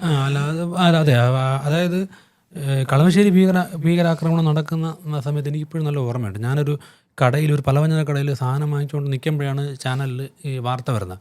അപ്പോൾ ആ കടക്കാരൻ്റെ ഒരു മുഖത്തുണ്ടായ ആ അസഹിഷ്ണുത, ഭയം, ഭീതിയൊക്കെ ഞാനിങ്ങനെ കാണുകയാണ്. ഞാനിങ്ങനെ ഞാൻ ചോദിച്ചു, അവിടെ എന്തോ മറ്റേ ക്രിസ്ത്യൻ അവരങ്ങണ്ടല്ലേ എന്തോ ചോദിച്ചപ്പം പുള്ളി അല്ലല്ല, ഇത് മറ്റേ അവർ ഈ ഇസ്രായേൽ ഫലസ്തീനുമായിട്ട് ബന്ധപ്പെട്ട് മുസ്ലിങ്ങൾ ചെയ്തതാണെന്നുള്ള രീതിയിൽ തന്നെയാണ് അത് വന്നപ്പോൾ തുടക്കത്തിൽ വന്ന മുസ്ലിങ്ങളാണ്. അപ്പം ഉടനെ ഞാൻ കണ്ടതൊക്കെ, പിന്നെ കാണുന്നത്, ഞാൻ ഫേസ്ബുക്കിൽ കാണുന്നത് കുറേ പ്രാർത്ഥനകളാണ്. അതായത് മുസ്ലിം ആകരുതേ എന്ന് പ്രാർത്ഥിക്കുന്ന കുറച്ച് ആൾക്കാർ. അപ്പോൾ എൻ്റെ ചോദ്യം ഇതാണ്, ഇനി അഥവാ അത് ചെയ്തിരുന്നത് ഒരു മുസ്ലിമാണെന്ന് തന്നെ വയ്ക്കുക, അതിന് എന്തിനാണ് മുസ്ലിങ്ങൾ എന്തിനാണ് പ്രാർത്ഥിക്കുന്നതെന്ന്? ഇപ്പോൾ ചെയ്ത ആളിനെ അതെന്താണ് നമ്മുടെ രാജ്യത്തൊരു ശിക്ഷ നിയമങ്ങളൊക്കെ പറഞ്ഞിട്ടുണ്ട്, അവർ കൊടുക്കുക, ജയിലിൽ കൊണ്ടുവരും. അതിനിപ്പോൾ എന്താ മുസ്ലിങ്ങൾക്ക് എന്താണ് അതിൻ്റെ അത്ര റോള്? ഒരു റോളും ഇല്ല. അപ്പോൾ മാത്രമല്ല, ഈ മുസ്ലിങ്ങളാകരുതെന്നാണ് എല്ലാവരും പ്രാർത്ഥിക്കുന്നത്. അതൊരു ക്രിസ്ത്യൻ ആകരുതെന്നോ ഒരു ഹിന്ദു ആകരുതെന്നോ അല്ലെങ്കിൽ ഒരു ബ്രാഹ്മണനാകരുതെന്നോ ഒരു പുലയനാകരുതെന്നോ ആരും പ്രാർത്ഥിക്കുന്നില്ല. അപ്പോൾ ആണെങ്കിൽ തന്നെ എന്താ, മുസ്ലിം ആണെങ്കിൽ എന്താ, അയാളൊരു കുറ്റം ചെയ്തു, ഒരു രാജ്യത്തോടെ കുറ്റം ചെയ്തു, നമ്മളെന്തിനാ അപ്പോളജിറ്റിക് ആവുന്ന കാര്യമൊന്നുമില്ല. അത് നമ്മുടെ ഉത്തരവാദിത്വമല്ലെന്ന്. ഇപ്പം മുസ്ലിങ്ങൾക്ക് ഇവിടെ അധിക ബാധ്യത ഒന്നുമില്ലെന്ന് ഇനി പൗരനായിട്ട് ചെയ്യാനായിട്ട്. എല്ലാവർക്കും നമ്മളെല്ലാം പൗരരാണ്, ഇന്ത്യൻ പൗര സമൂഹം. നമുക്ക് കുറച്ച് ഉത്തരവാദിത്തങ്ങളുണ്ട്, നമുക്ക് അവകാശങ്ങളുള്ള പോലെ തന്നെ ഉത്തരവാദിത്തങ്ങളുണ്ട്. പഹൽഗാം ആക്രമണ കേസിൽ, ഇവിടുത്തെ നിലമ്പൂർ കേസിൽ, നിലമ്പൂർ ഇലക്ഷനെ CPM കത്തിച്ച മറ്റൊരു വിഷയം അതായിരുന്നു. ജമാഅത്ത് ഇസ്ലാമി ഇതിൽ അപലപിച്ചില്ല, മറ്റു മുസ്ലിം സംഘടനകളൊക്കെ അപലപിച്ചു. ഇത് മുസ്ലിം സംഘത്തെ അപലപിക്കൽ വളരെ അതായത് എന്തെങ്കിലും വരുമ്പോൾ അവർ ഒരു നറേറ്റീവ് ഉണ്ടാകും, നമ്മളെ ബാക്കിയുള്ളവർ ആ നറേറ്റീവിൻ്റെ കൂടെ പോകുന്ന ഒരു പരിപാടി.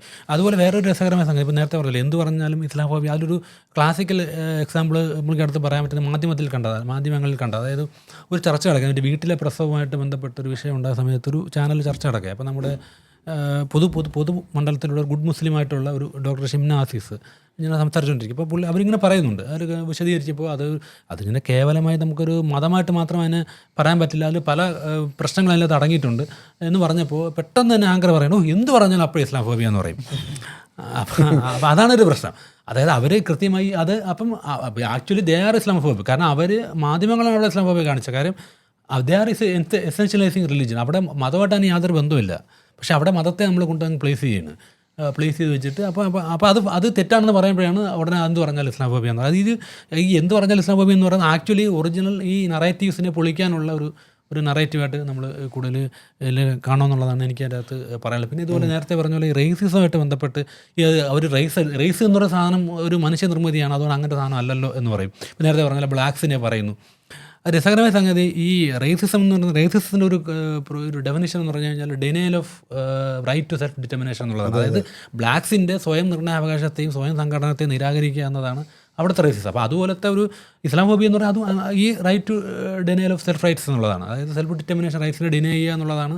അപ്പോൾ അങ്ങനെ നോക്കുമ്പോൾ ഇത് കൃത്യമായി ഇത് റേസിസമാണ്. പിന്നെ നമ്മൾ കൾച്ചറൽ റേസിസം എന്ന് പറഞ്ഞൊരു സാധനം, നമ്മൾ പറയും റേഷ്യലൈസേഷൻ എന്നൊരു സാധനമുണ്ട്. അതായത് ഈ മുസ്ലിങ്ങളെ റേഷ്യലൈസ് ചെയ്തുകൊണ്ടാണ് നമ്മൾ ഈ റേസിസാക്കി അവതരിപ്പിക്കുന്നത്. അപ്പോൾ അങ്ങനെ നമ്മളതിന് കാണേണ്ടത്. ഇപ്പോൾ ചിലർ അങ്ങനെ പറയാറ്. അതുപോലെ അതോടൊപ്പം തന്നെ ഈ ഇസ്ലാം ഫോബിയെ കുറിച്ച് പറയുമ്പോൾ ചിലർ പറയും ഇതുപോലെ ദളിത് ഫോബിയ ഉണ്ട്, അല്ലെങ്കിൽ ബഹുജൻ ഫോബിയ ഉണ്ടെന്നൊക്കെ പറയും. അതും ആക്ച്വലി ഒരു തെറ്റായ ഒരു ഇതാണ്. കാര്യം അത് റിയലാണ്. അതായത് ഇപ്പം എന്താണ്, ഇപ്പം ഇവിടുത്തെ ഈ സവർണാധികാരങ്ങൾ എന്ന് പറയുന്ന സാധനങ്ങൾ അവർ അമിതമായി കൈവശം വെച്ചിരിക്കുക. ഇപ്പോൾ പുരുഷാധിപത്യം, പുരുഷന്മാർ അമിതമായി അധികാരം കൈവച്ചിരിക്കുക. അപ്പം സ്വാഭാവികമായും നമ്മൾ ഇൻക്ലൂസീവ് ആവും തോറും ഈ അധികാരങ്ങളെല്ലാം വിട്ടുകൊടുക്കേണ്ടി വരും. അപ്പോൾ അവർക്ക് ബഹുജനത്തിന് അധികാരം കിട്ടുക, സ്ത്രീകൾക്ക് അധികാരം കിട്ടുക, ക്യൂർ ആൾക്കാർക്ക് അധികാരത്തിൽ വരിക എന്നുള്ളത് വരുമ്പോൾ സ്വാഭാവികം ഈ ഇപ്പം അധികാരം വെച്ചിരിക്കുന്നവർക്ക് ഒരു ഭയം ഉണ്ടാവും. അപ്പോൾ അതുകൊണ്ട് ആ ഭയം റിയലാണ്. പക്ഷേ ഇസ്ലാം ഫോബിയ എന്ന് പറയുന്നത് ഇസ് നോട്ട് റിയൽ.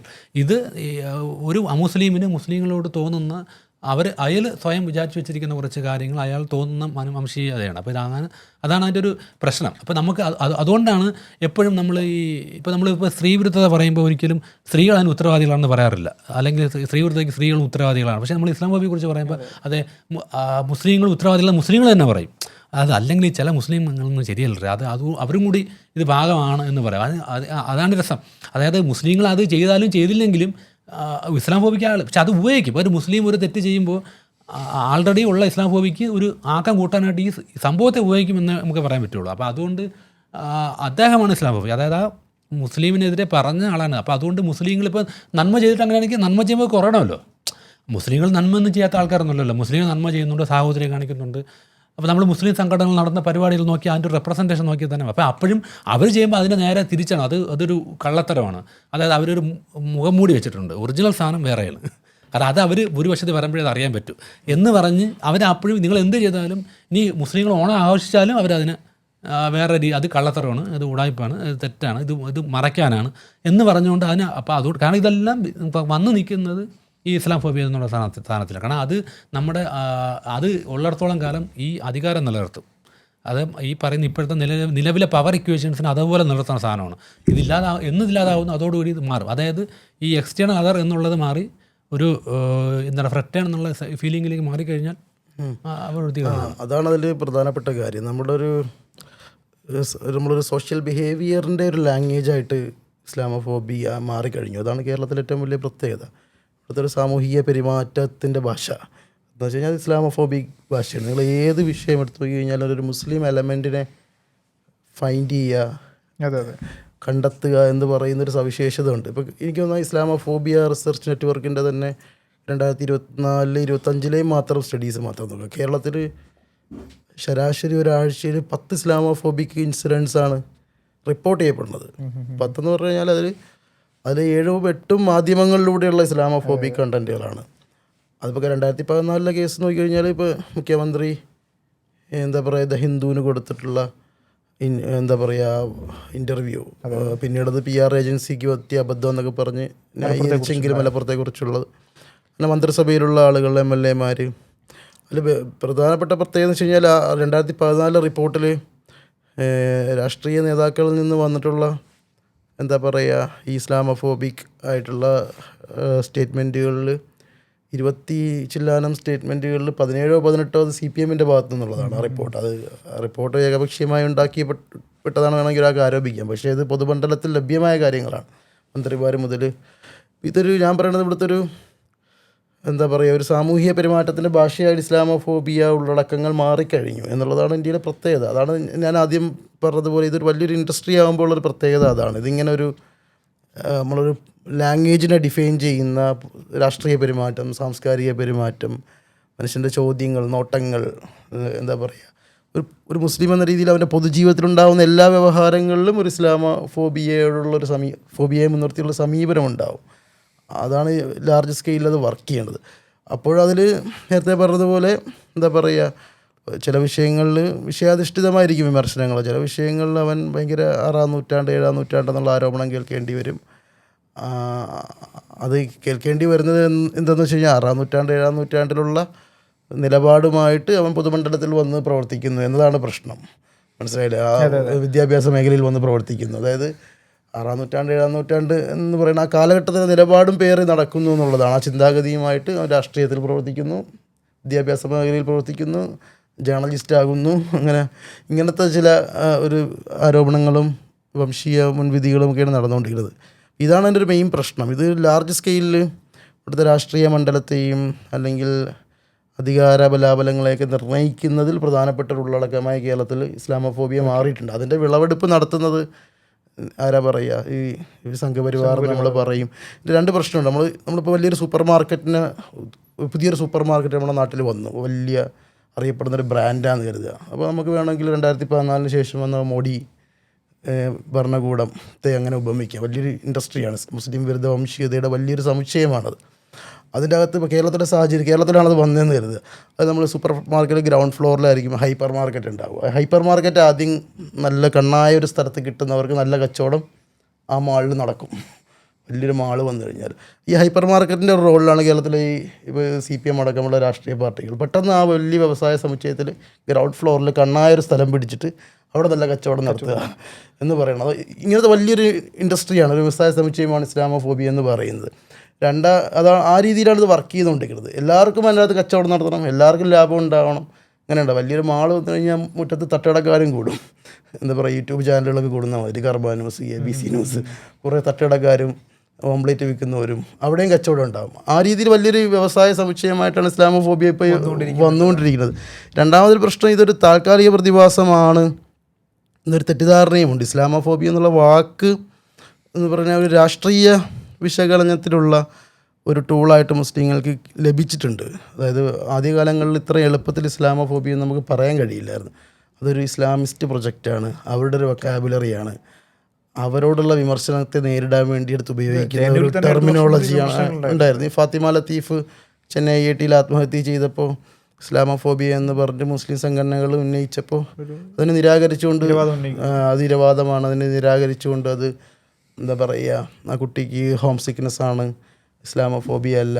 ശരിക്കും പറഞ്ഞു കഴിഞ്ഞാൽ അതിനെ നിരാകരിക്കുന്നതിന് വേറെ കാരണം അവിടെയുള്ള ഇൻറ്റേർണൽ പൊളിറ്റിക്സ് ആയിരുന്നു. പല ആളുകളിലേക്കും ആരോപണത്തിൻ്റെ കുന്തമുന നീണ്ടു നിൽക്കുന്നതുകൊണ്ട് അത് ഇസ്ലാമോഫോബിക് ആരോപണത്തെ ആദ്യമേ തന്നെ നിരാകരിക്കുന്ന രീതിയാണ് മറ്റ് വിദ്യാർത്ഥി സംഘടനകളും ചെയ്തത്. പലരിലേക്കും അത് വിരൽ ചൂണ്ടി നിൽക്കുന്നു എന്നുള്ളത് റിയാലിറ്റി എല്ലാവർക്കും അറിയാമായിരുന്നു. അപ്പോൾ ഈ രീതിയിൽ ഇസ്ലാമോഫോബിയ ഒരു പ്രത്യേക വിഭാഗത്തിൻ്റെ അല്ലെങ്കിൽ ഇസ്ലാമിസ്റ്റുകളുടെ, ഇസ്ലാമിക രാഷ്ട്രീയം പറയുന്നവരുടെ, അവരുടെ ഒരു പൊളിറ്റിക്കൽ പൊസിഷനെ ഡിഫെൻഡ് ചെയ്യാൻ വേണ്ടി മുന്നോട്ട് കൊണ്ടുവന്നൊരു ഭാഷ എന്ന് ഇവ മുസ്ലിം സംഘടനകൾ പോലും അത് ആ വിമർശനം, മറ്റ് സംഘടനകൾ പോലും ആ വിമർശനം ഉന്നയിച്ചിരുന്നു. ഇന്നത് അങ്ങനെയല്ല, എല്ലാവർക്കും അത് ബാധകമാണ്, എല്ലാവർക്കും അത് ആവശ്യമുണ്ട്, എല്ലാവർക്കും എന്താ പറയുക, ആ ഒരു വിശകലന മാതൃക ഇല്ലാതെ പിടിച്ചിക്കാൻ കഴിയുന്നില്ല. അത് ഈവൻ മുസ്ലിം ലീഗിന് വരെ ഇസ്ലാമോഫോബിയയെക്കുറിച്ച് സംസാരിക്കാതെ അവർക്ക് ഇവിടുത്തെ പൊതുമണ്ഡലത്തിൽ രാഷ്ട്രീയ പ്രവർത്തനം നടത്താൻ കഴിയാത്തൊരു സാഹചര്യമുണ്ട്. CPM-ൻ്റെ അകത്തുള്ള മുസ്ലിം നേതാക്കൾക്ക് വരെ, മുസ്ലിം നാമധാരികളായ വ്യക്തികൾക്ക് വരെ ഇസ്ലാമോഫോബിയ എന്താ മനസ്സിലാക്കാതെ ആ പാർട്ടിക്ക് അകത്ത് തന്നെ പ്രവർത്തിക്കാൻ കഴിയില്ല. പൊതുമണ്ഡലത്തിൽ നിന്ന് അവർ മുസ്ലിം ആയതുകൊണ്ട് തന്നെ അല്ലാതെ തന്നെ വിമർശനങ്ങൾ നേരിടുകയും ചെയ്യും. അപ്പോൾ ഇത് ഞാൻ പറയുന്നത് ഇതൊരു താൽക്കാലിക പ്രശ്നമല്ല. മോഡി വന്നതിന് ശേഷം നേരത്തെ പ്രതീഷ് ഭായ് ഇത് ചൂണ്ടിക്കാണിട്ട് ഇതൊരു ഇസ്ലാമിൻ്റെ ചരിത്രത്തോളം അല്ലെങ്കിൽ കൊളോണിയൽ ഹിസ്റ്ററിയോളം ഇതിൻ്റെ ഒരു ട്രജക്ടറി നമുക്ക് കാണാൻ കഴിയും. അതെ, അതിൻ്റെ രൂപാന്തരങ്ങളാണ്. ഇസ്ലാമോഫോബിയ എന്ന് പറയുമ്പോൾ അതൊരു നമുക്കൊരു ഭാഷയും ഒരു വിശകലന മാതൃകയും ഒരു ഫ്രെയിം വർക്കും തന്നു എന്നുള്ളതും, അതുകൊണ്ടത് പല ക്വസ്റ്റ്യന്മാർ ഫ്രെയിം വർക്കിലേക്ക് കൊണ്ടുവന്ന് മനസ്സിലാക്കപ്പെടാൻ സഹായിക്കുന്നു എന്നുള്ളതാണ്. അതുകൊണ്ട് ഇതൊരു പലരും തെറ്റിദ്ധരിക്കുന്നത് ഇത് മോഡി അധികാരത്തിൽ വന്നതിന് ശേഷം സവിശേഷമായി ഉണ്ടായ ഒരു പ്രതിഭാസമാണ്. എൻ്റെ സ്വഭാവത്തിലും പാറ്റേണിലും ഇതിൻ്റെ ഒരു എന്താ പറയുക, അതിൻ്റെ വിനിമയങ്ങളിലൊക്കെ മാറ്റങ്ങൾ ഉണ്ടായിട്ടുണ്ട് എന്നതാണ് അതിലുള്ളൊരു പ്രത്യേകത. ഒരു മാറ്റം ആകെ പറയാവുന്നത് അതാണെന്ന് തോന്നുന്നു. നമ്മൾ SIO ഇവിടെ സുഡിയോക്കെതിരെ ഒരു റമദാൻ മാസത്തിൽ ബലിപെരുന്നാൾ തൊട്ട് മുന്നേ സുഡിയോക്കെതിരെ ഒരു ബോയ്ക്കോട്ട് ക്യാമ്പയിൻ എന്ന് പറയുന്നത് ഇന്ത്യയിൽ പല സംഘടനകളും, പല ഇടതുപക്ഷ പശ്ചാത്തല സംഘടനകൾ പോലും BDS നടത്താറുണ്ട്.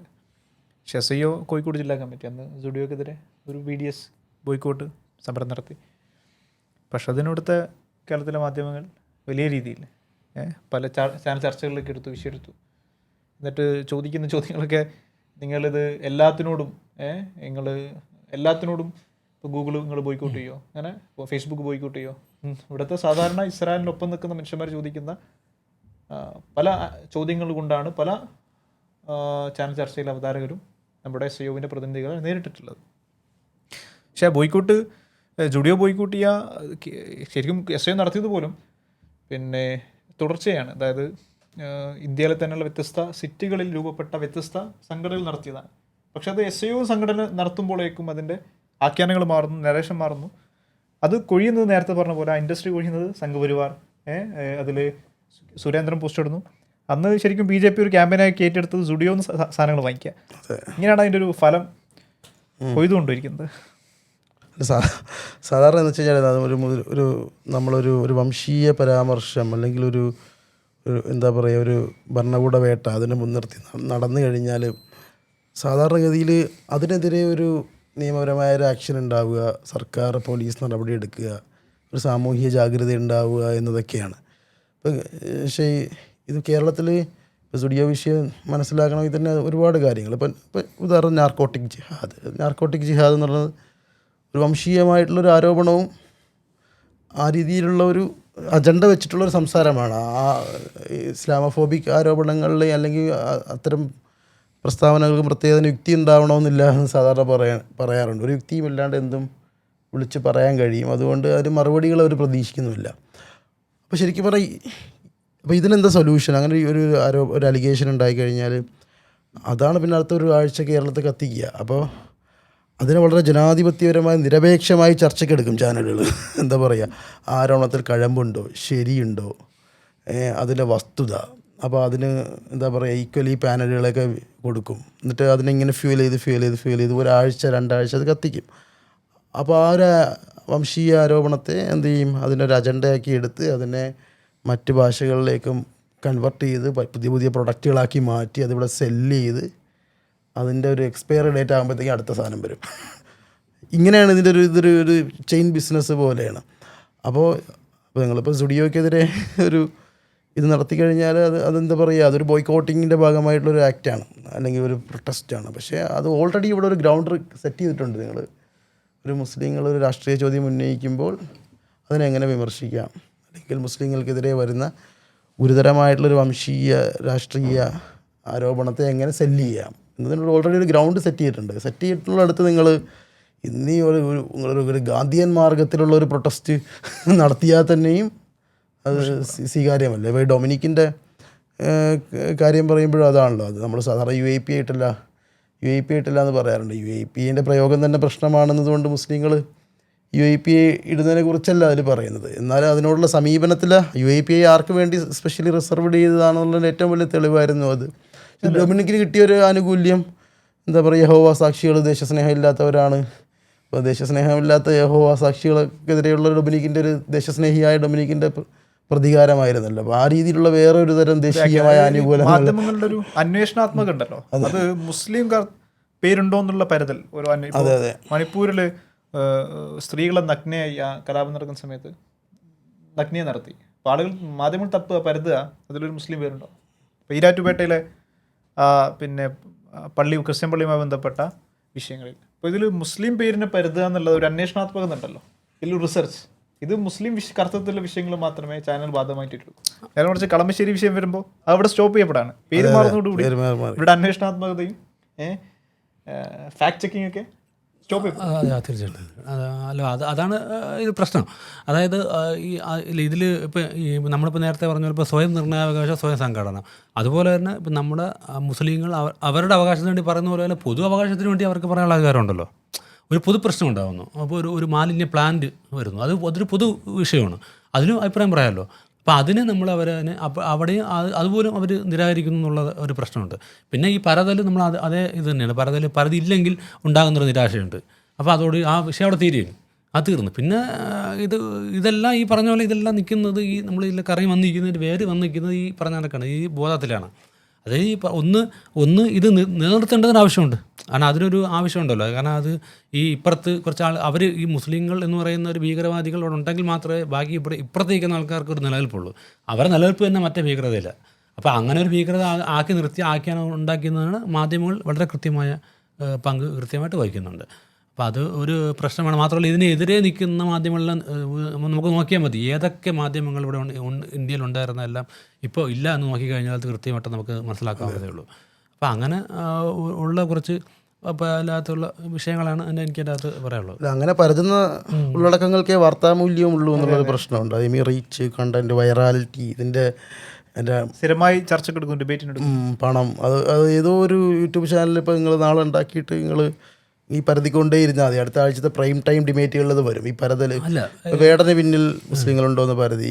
മലപ്പുറത്തെ ഡ്രൈവിംഗ് സ്കൂളുകളിൽ എന്താ പറയുക, ഗണേഷ് കുമാർ നടത്തിയൊരു ആരോപണം, എന്താ ഭയങ്കര മാഫിയ, മലപ്പുറത്ത് സവിശേഷമായൊരു ഡ്രൈവിംഗ് സ്കൂൾ മാഫിയ ഉണ്ട്. പിണറായി വിജയൻ എന്തായി ഹവാലയ്ക്ക് മലപ്പുറത്ത് സവിശേഷമായ മാഫിയ ഉണ്ടെന്ന് പറയുന്നത് പോലെ. അപ്പോൾ എല്ലാത്തിനും ഒരു പരതൽ ഓൾറെഡി ഇവിടെ നടക്കുന്നുണ്ട്. ഈവൻ മുസ്ലിങ്ങൾക്കായിട്ട് ഒരു കുലബന്ധവും ഇല്ലാതെ വളരെ വിദൂരതയിലുള്ള കാര്യങ്ങളിൽ പോലും ഈ പരതൽ ഉണ്ടായിട്ടുണ്ട്. നേരത്തെ കൊറോണയുടെ കാര്യം പറഞ്ഞപ്പോഴും ഈ വിഷയം സംഭവിച്ചിട്ടുണ്ട്. കൊറോണയിൽ നേരത്തെ വന്ന ഡിസ്കഷനിൽ എന്താ പറയുക, ഹിന്ദു പത്രം കൊടുത്തൊരു കാർട്ടൂൺ ഭയങ്കര വിവാദമായിരുന്നു. അതായത് ഒരു ടെററിസ്റ്റ്, സോക്കോൾഡ് ടെററിസ്റ്റ് തോക്കൊക്കെ പിടിച്ച് ഭൂമിയെ വെടിവെക്കുന്നു. ഈ ടെററിസ്റ്റാണ് വൈറസ്.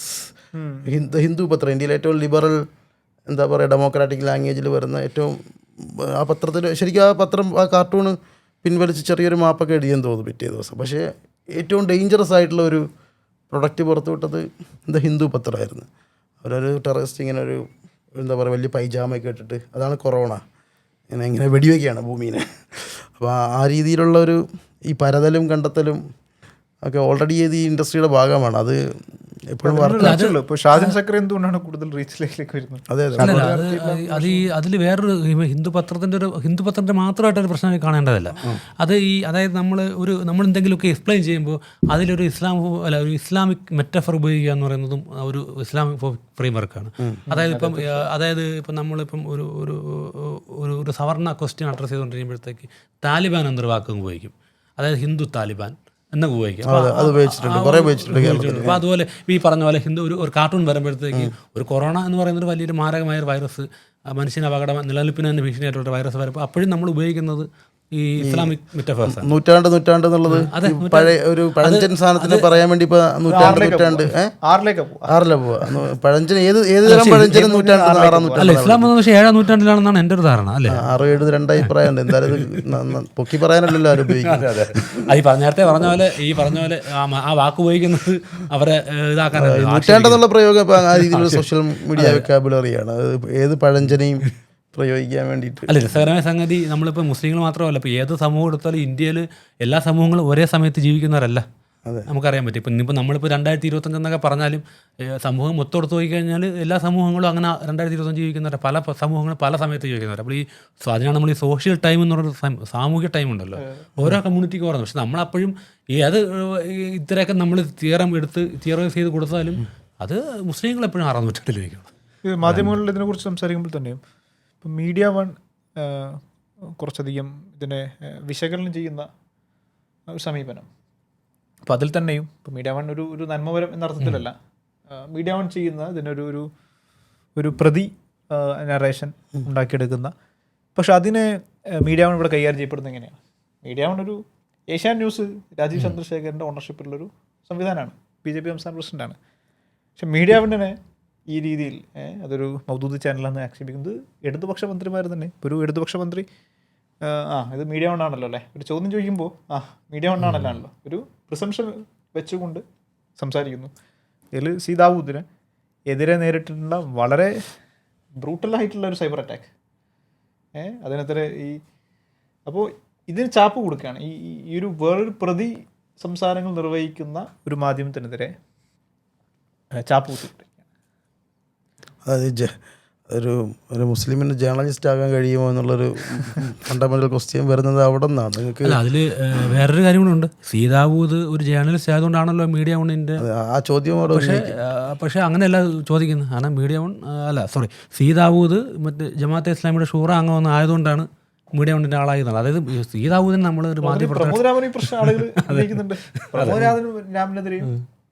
ആളുകളും വളരെ മോശമായ രീതിയിൽ അല്ല, കാരണം സീതാവൂദിന് ജേർണലിസം പഠിച്ച് അതിൽ സ്കോളർഷിപ്പോടുകൂടി അല്ലെങ്കിൽ എന്താണ് വലിയ റാങ്ക് മേടിച്ച് പാസ്സായാലും പുള്ളി ഒരു മാധ്യമപ്രവർത്തനമായിട്ടല്ല നമ്മൾ കാണുന്ന ജമാഅത്തെ ഇസ്ലാമിയുടെ ഷൂറാങ്ക് കാണുന്നത്. അപ്പോൾ പുള്ളി ഇവിടെ വണ്ണിൻ്റെ വന്നത് ഷൂറാങ്കായതുകൊണ്ട്. കർത്തൃത്വ നിഷേധം ഇത് പ്രധാനപ്പെട്ട ഒരു കാര്യമാണ്. നിങ്ങൾ ഒരു പൊതുസമൂഹത്തിൽ സ്വീകാര്യമായിട്ടുള്ള ഐഡന്റിറ്റി, ആ ഒരു ഐഡന്റിറ്റി പൊസിഷനും പൊളിറ്റിക്കൽ സയൻസിൽ നമ്മൾ പറയും ഒരു മനുഷ്യന് മൾട്ടിപ്പിൾ ഐഡന്റിറ്റീസ് ഉണ്ടെന്ന് പറയും. അതുകൊണ്ടാണ് ഈ പല മനുഷ്യരും പല വിഷയങ്ങളിൽ പല നിലപാടുകൾ എടുക്കും. അപ്പോൾ ഇപ്പം നമ്മൾ ചില ഒരു വ്യക്തി ഒരു വിഷയത്തിൽ എടുക്കുന്ന നിലപാടായിരിക്കില്ല, അതേ ലോജിക്കും ആയിരിക്കില്ല വേറൊരു വിഷയത്തിൽ അപ്ലൈ ചെയ്യുന്നത്. അപ്പം പക്ഷേ നമ്മൾ മുസ്ലിങ്ങൾക്ക് എപ്പോഴും അതാണ് ഇസ്ലാമോഫോബിയുടെ വേറൊരു ഫ്രെയിം വർക്ക്. അതായത് മുസ്ലിങ്ങൾക്ക് സിംഗുലർ ഐഡന്റിറ്റി ഉള്ളൂ. അപ്പോൾ അതുകൊണ്ട് തന്നെ മുസ്ലിങ്ങൾ എന്ത് ചിന്തിക്കുന്നത് എപ്പോഴും മതപരമായിട്ടായിരിക്കും. അത് എസെൻഷ്യലൈസ് ചെയ്യും, ഒറ്റ സിംഗുലർ പോയിന്റിൽ മാറി നന്മ. അപ്പം എന്നാൽ അതേ സമയത്ത് ഈ സാഹോദര്യം, അവരുടെ സാഹോദര്യ നന്മ നമ്മൾ കൊടുക്കത്തില്ല. അത് പൊതു മനുഷ്യർ അങ്ങനെയാണ്. ഇപ്പോൾ രസകരമായ സംഗതി, ഞാൻ പണ്ട് ഒരു പോസ്റ്റ് എഴുതിയപ്പോഴത്തേക്ക് ഉണ്ടായ പ്രശ്നമാണ്. അതായത് ഈ വർക്കലയിൽ ഒരു 2000 വരെയൊക്കെ എന്ന് വെച്ചാൽ അവിടെ വളരെ കുറച്ച് ഹോട്ടൽസേ ഉണ്ടായിരുന്നുള്ളൂ. മെയിനായിട്ടുണ്ടായിരുന്ന ഒരു സുപ്രഭാതം എന്ന് പറഞ്ഞിട്ട് അവിടുത്തെ മസാല ദോശ പേര് കേട്ടതാണ് വർക്കലയിൽ. അത് പിന്നെ ഉള്ളതെന്ന് വെച്ചാൽ വേറെ 1-2 ഹോട്ടലൊക്കെ. പിന്നെ അത് കഴിഞ്ഞ് 2000-ക്ക് ശേഷമാണ് അതായത് ഈ ഗ്ലോബലൈസേഷനൊക്കെ വന്നു. അപ്പം വർക്കല എന്ന് പറഞ്ഞാൽ പൊതുവേ ഗൾഫ് ഒരു ഏരിയയാണ്. അപ്പം ഒരുപാട് പൈസക്കാർ വന്നു കഴിഞ്ഞു അവിടെ. അപ്പോൾ വന്നപ്പോൾ സ്വാഭാവികമായിട്ട് ഹോട്ടൽസ് വന്നത് കൂടുതലും ഈ അറേബ്യൻ ഡിഷസ് കിട്ടുന്ന കടകളാണ്. അപ്പോൾ ഞാനിങ്ങനെ അതിലൊരു പോസ്റ്റ് ചെയ്തു. അപ്പോൾ വർക്കല ഇപ്പം ഭയങ്കര ചോയ്സ്, നമുക്ക് ഭയങ്കര കൺഫ്യൂഷനാണ് ഇപ്പോൾ ഏത് ഹോട്ടലിൽ പോകും എന്നുള്ളത്. അപ്പോൾ അതോടനെ എന്നാൽ പിന്നെ പൊന്നാനി പോടാ എന്ന് പറഞ്ഞിട്ട് പൂരത്തറിയായിരുന്നു കാര്യം അത്. പക്ഷേ ഞാനത് പറഞ്ഞത് ആദ്യം എൻ്റെ പോസ്റ്റിലും ഒരു ചെറിയ പ്രശ്നമുണ്ട്. കാരണം അത് വായിക്കപ്പെട്ടത് ആ രീതിയിലായിരുന്നു. പക്ഷേ ഞാൻ പിന്നെ അത് തിരുത്തി. അതായത് അങ്ങനെ ഞാൻ ഉദ്ദേശിച്ചതായിരുന്നു. അതായത് അവിടെ കുറേ അറേബ്യൻ നല്ല, അപ്പോൾ അറേബ്യൻ ഡിഷ് കിട്ടുന്ന നല്ല അടിപൊളി ഹോട്ടൽസ് വന്നു. അപ്പോൾ അത് വന്നത് സ്വാഭാവികം അവിടെ വന്നത് എന്തുകൊണ്ടാണ്, വർക്കല എന്ന് പറയുന്നത് അത്രയും വരുമാനം ഉള്ള പൈസക്കാരായി ആൾക്കാർ മാറി. അപ്പോൾ അത്രയും പൈസ കൊടുത്ത് അവിടെ ഫുഡ് പോയി കഴിക്കാൻ പറ്റുന്ന ലെവൽ വന്നപ്പോൾ സ്വാഭാവികമായി അതൊരു ഇക്കണോമിക്കൽ ഒരു ബിസിനസ് ഇൻട്രസ്റ്റ് ആണ്. പക്ഷെ അത് വരുമ്പോഴത്തെ നമുക്കത് പറയാൻ പറ്റില്ല. അതാണ് എൻ്റെ ഒരു വേറെ പ്രശ്നം. അപ്പം അതായത് ആ കടാതെ വരുന്നത് ഇത്. അപ്പം ഈ ഇസ്ലാം ഫോബിയെ കുറിച്ച് പറയുമ്പോൾ അതാണല്ലോ, നമ്മൾ ഇസ്ലാമിനെ കുറ്റം പറയാൻ സമ്മതിക്കുന്നില്ല, ഇസ്ലാമിനെ വിമർശിക്കാൻ പറ്റുന്നില്ല. അപ്പം നമ്മൾ പറയുന്ന ഒറ്റ കാര്യമുള്ളൂ, അങ്ങനെ വിമർശിക്കാൻ പാടില്ല എന്ന് പറയും. പക്ഷേ വിമർശനം should be just fair and proportion. ഇവിടെ ഇസ്ലാം മത വിമർശനം ഒരിക്കലും ജസ്റ്റ് അല്ല, ഫെയർ അല്ല, പ്രൊപ്പോർഷനേറ്റ് അല്ല. അത് നമുക്കിപ്പോൾ ഈ സർക്കംസിഷൻ എടുക്കാം. സർക്കംസിഷൻ ഒരു കേസായിട്ട് എടുക്കാം. അതായത് ഇപ്പം സർക്കംസിഷൻ നമ്മൾ എങ്ങനെയാണ് കാണുന്നത്. അപ്പം സ്വാഭാവിക യുക്തിവാദികൾ അത് സർക്കംസിഷൻ ചെയ്യാൻ പാടില്ല. ബോഡിലി ഒരു കുഞ്ഞിൻ്റെ ബോഡിയോട് ചെയ്യുന്ന ദ്രോഹമാണ്. അതൊരു ഫിസിക്കൽ വയലൻസ് ആണ്. അപ്പോൾ അങ്ങനെയാണ് ഈ കുട്ടിയോട് നമ്മൾ ഫിസിക്കൽ വയലൻസ് മാത്രമാണോ ചെയ്യുന്നത്, മെൻ്റൽ വയലൻസ് ചെയ്യുന്നില്ലേ? ഇനി ഒരു കുട്ടിയെ സ്കൂളിൽ പറഞ്ഞു വിടുന്നത്, അത് എവിടെ നമ്മൾ ഈ കൊണ്ട് ബോർഡർ വരയ്ക്കും എന്നൊരു പ്രശ്നമുണ്ട്. ഇനി കാതുകുത്ത് ഒരു പ്രശ്നമല്ലേ, കുത്തിയോട്ടം ഒരു പ്രശ്നമല്ലേ, വെളുപ്പിന് 3 മണിക്ക് ഉറങ്ങി കിടക്കുന്ന കുഞ്ഞുങ്ങളെ നിർത്തി തോർത്ത് പിടിപ്പിച്ചിട്ട് തണുത്ത വെള്ളം എടുത്ത് പുറത്ത് ഒഴിക്കുന്നത്, അത് അതീ പറയുന്ന ഒരു ഫിസിക്കൽ വയലൻസ് വേറെ ഉണ്ട്. അപ്പോൾ ഇതൊന്നും എന്തുകൊണ്ട് ചോദ്യം ചെയ്യപ്പെടുന്നില്ല? സർക്കംസിഷൻ മാത്രം ചോദ്യം ചെയ്യപ്പെടുകയും അതിനെതിരെ കേസിന് പോവുകയും ചെയ്യുന്നു. ഇതൊന്നും ചോദ്യം ചെയ്യുന്നില്ല. ഇത് രസകരമായ ഏറ്റവും വലിയ തമാശയായിട്ട് എനിക്ക് തോന്നിയത്, ഒരു വ്യക്തി, ഞാൻ ഇത് സാമൂഹിക വിമർശനം പറഞ്ഞ വ്യക്തിയിൽ പേരൊന്നും ഞാൻ പറയുന്നില്ല, ഒരു വ്യക്തി ഇസ്ലാം ഫോബിക്കെതിരെയൊക്കെ പോസ്റ്റ് ഇട്ട ഒരാളെ നോക്കി പോകണം, ഒരു കുഞ്ഞിൻ്റെ കാത് കുത്തുന്ന വീഡിയോ എടുത്ത് ഞാൻ ഷെയർ ചെയ്തിരിക്കുന്നു. അപ്പോൾ ഞാൻ നോക്കിയപ്പോൾ ആ വീഡിയോയിൽ കുഞ്ഞിന് ഭയങ്കര ടെൻഷനായിട്ടിരിക്കുകയാണ്. ആ ടെൻഷൻ നമുക്ക് ഫീൽ ചെയ്യും കുട്ടിയുടെ മുഖത്ത് കാത് കുത്തുന്ന സമയത്ത്. അപ്പോൾ ഞാൻ അതിനെ ക്വസ്റ്റ്യൻ ചെയ്തു. ഞാൻ പറഞ്ഞു ഇതൊരു വയലൻസ് ആണെന്ന്. അപ്പോൾ അവർ സമ്മതിച്ചില്ല. ഞാൻ ആരാണ് ഇതൊക്കെ ചോദ്യം ചെയ്യാന്നുള്ള ലെവലിലായി ചോദ്യം ഒന്ന്. അപ്പോൾ അവർ പറഞ്ഞത് കുട്ടി ആവശ്യപ്പെട്ടു എന്നാണ് പറയുന്നത്. അപ്പോൾ എൻ്റെ ചോദ്യം ഇതാണ്, കുട്ടി എന്ന് പറയുന്നത് 5-6 വയസ്സേ ഉള്ളൂ. അങ്ങനെയാണെങ്കിൽ കുട്ടി പലതും ആവശ്യപ്പെടും, നമ്മൾ നടത്തി കൊടുക്കുമോ? അപ്പോൾ ഇത് ഇവിടെ where should be draw that line? അപ്പോൾ അതാണ് നമ്മൾ പറയുന്നത്, നമ്മുടെ വിമർശനം എന്ത് തന്നെ ആയാലും അത് ഇസ്ലാം മത വിമർശനമാണെങ്കിലും അത് നമുക്ക് ആശയപരമായിട്ട് നടത്താമല്ലോ. അതെന്താ നടത്താൻ? അത് മാത്രമല്ല, വിമർശനം എന്ന് പറയുന്ന ഒരു കാര്യം, വിമർശനം എന്ന് പറയുന്ന ഒരു കാര്യം ഏറ്റവും കൂടുതൽ വിശ്വാസപരമായി ഇൻറ്റേർണലൈസ് ചെയ്തിട്ടുള്ളൊരു എന്താ പറയുക, ഒരു വിശ്വാസ സംഹിതയാണ് ഇസ്ലാം എന്ന് പറയുന്നത്. വിമർശനം ഒരു വ്യക്തിക്ക് ആ വ്യക്തിയോടും ഒരു വിശ്വാസിയായ വ്യക്തിയോടും തൻ്റെ ചുറ്റുപാടിനോടും എപ്പോഴും വിമർശനം ഉണ്ടാകാമെന്നുള്ളത് വിശ്വാസത്തിൻ്റെ തന്നെ സംസ്കാരമായിട്ടാണ് ശരിക്കും മുസ്ലിങ്ങൾ പഠിപ്പിക്കപ്പെടുന്നത്. വിമർശനം ഇൻറ്റേർണലൈസ് ചെയ്തൊരു കൂട്ടരാണ്. സ്വന്തത്തെ ഇങ്ങനെ പഴിച്ചും തിരുത്തിയും അതിന് പാപമോചനം തേടിയുമുള്ളൊരു ജീവിതശൈലിയാണ്. അത് സമൂഹത്തെ നോക്കുമ്പോഴും ഈ വിമർശന ബോധം ഉണ്ടാവണമെന്നുള്ളത് ഒരു വിശ്വാസത്തിൻ്റെ തന്നെ ഒരു ബേസിക് ആയിട്ടുള്ള ഒരു ലെസൺസാണ്. അപ്പോൾ ഇത് ഇൻറ്റേർണലൈസ് ചെയ്തിട്ടാണ് ഒരാൾ മുസ്ലിം ആകാൻ തന്നെ പറ്റുള്ളൂ. അവരോടാണ് ഈ എക്സ്റ്റേണലായിട്ടുള്ള വിമർശനങ്ങൾ ഉൾക്കൊള്ളാൻ കഴിയാത്ത ആളുകളായിട്ട് മനസ്സിലാക്കുന്ന ആ ഒരു ആരോപണം തന്നെ ഇസ്ലാമിനെ കുറിച്ച് അറിയാത്തതിൻ്റെ ഒരു പ്രശ്നമാണ്. രണ്ടാമത് ഇസ്ലാമോഫോബിയ വിഷയം തന്നെ മുസ്ലിങ്ങൾ ഇസ്ലാമോഫോബിക് ആയിട്ടുള്ള ഒരു സമീപനം ഇൻറ്റേർണലൈസ് ചെയ്തിട്ടുണ്ട്. ഈ പ്രത്യേകിച്ച് പരസ്പരം ഈ ടെററിസത്തെക്കുറിച്ചുള്ള ഡിബേറ്റുകളിലാണ് ഏറ്റവും കൂടുതൽ അത് വരുന്നത്. തീവ്രവാദ ആരോപണങ്ങൾ പരസ്പരം ഉന്നയിക്കുന്ന സാഹചര്യങ്ങൾ ഉണ്ടായിട്ടുണ്ട്. ഇതിനെ മുസ്ലിങ്ങൾ തന്നെ വിമർശിച്ചിട്ടുണ്ട്. ഇപ്പോൾ ഉദാഹരണത്തിന് IS-നെതിരെ കേരളത്തിലെ മുസ്ലിം സംഘടനകൾ ഭയങ്കരമായിട്ട് ആദ്യം ഇസ്ലാം അല്ല എന്ന് പറഞ്ഞു. അപ്പോൾ ഇത് നമ്മൾ ഭയങ്കര അപ്പോളജറ്റിക് ആയതാണെന്നുള്ള വിമർശനം ഇൻറ്റേർണലി തന്നെ മുസ്ലിം സംഘടനകൾ നടത്തുന്നുണ്ട്. ഈ ഇസ്ലാമോഫോബിക് ആയിട്ടുള്ളൊരു സാമൂഹ്യ അന്തരീക്ഷത്തെ നമ്മളാണ് ഏറ്റവും കൂടുതൽ കൊണ്ട് നടക്കണതെന്നുള്ള ഇൻറ്റേർണൽ വിമർശനം മുസ്ലിങ്ങൾക്കുണ്ട്. ഞാൻ പറയണത് 2 പെർസ്പെക്റ്റീവിലാണെങ്കിലും ആസ് എ മുസ്ലിം വ്യക്തി അല്ലെങ്കിൽ ഒരു കമ്മ്യൂണിറ്റി, ഒരു സോഷ്യൽ ബീയിങ് എന്ന രീതിയിലാണെങ്കിൽ പോലും വിമർശനം എന്ന് പറയുന്നത് ഇതിൻ്റെ ഒരു കൂടപ്പിറപ്പാണ്. അത് ഇൻറ്റേർണലൈസ് ചെയ്തിട്ടുള്ള, വിശ്വാസപരമായി തന്നെ ഇൻറ്റേർണലൈസ് ചെയ്ത ആളുകൾ, ഏതൊരു ശരാശരി മുസ്ലിമും അങ്ങനെയാണ്. അതുകൊണ്ടാണ് ഇവിടെ കുറേ സംഘടനകൾ തന്നെ ഉണ്ടാവണം, മുസ്ലിം സംഘടനകൾ. വളരെ നിസ്സാരമെന്ന് തോന്നുന്ന കാര്യങ്ങൾ പോലും പരസ്പരം ഭിന്നിച്ചിരിക്കുന്ന ഒരു സമുദായ ഘടനയാണ് മുസ്ലിം സമുദായത്തിൻ്റെത്. അവരോട് വന്നിട്ടാണ് പറയണത്, എന്താ പറയുക, ഒരു വിമർശനവും നിങ്ങൾക്ക് കേൾക്കാൻ പറ്റില്ല, താങ്ങാൻ പറ്റില്ല എന്നൊക്കെ പറയണതിൽ ഒരു സാമാന്യ വ്യക്തിക്ക് തിരക്കാത്ത ആരോപണമാണ്.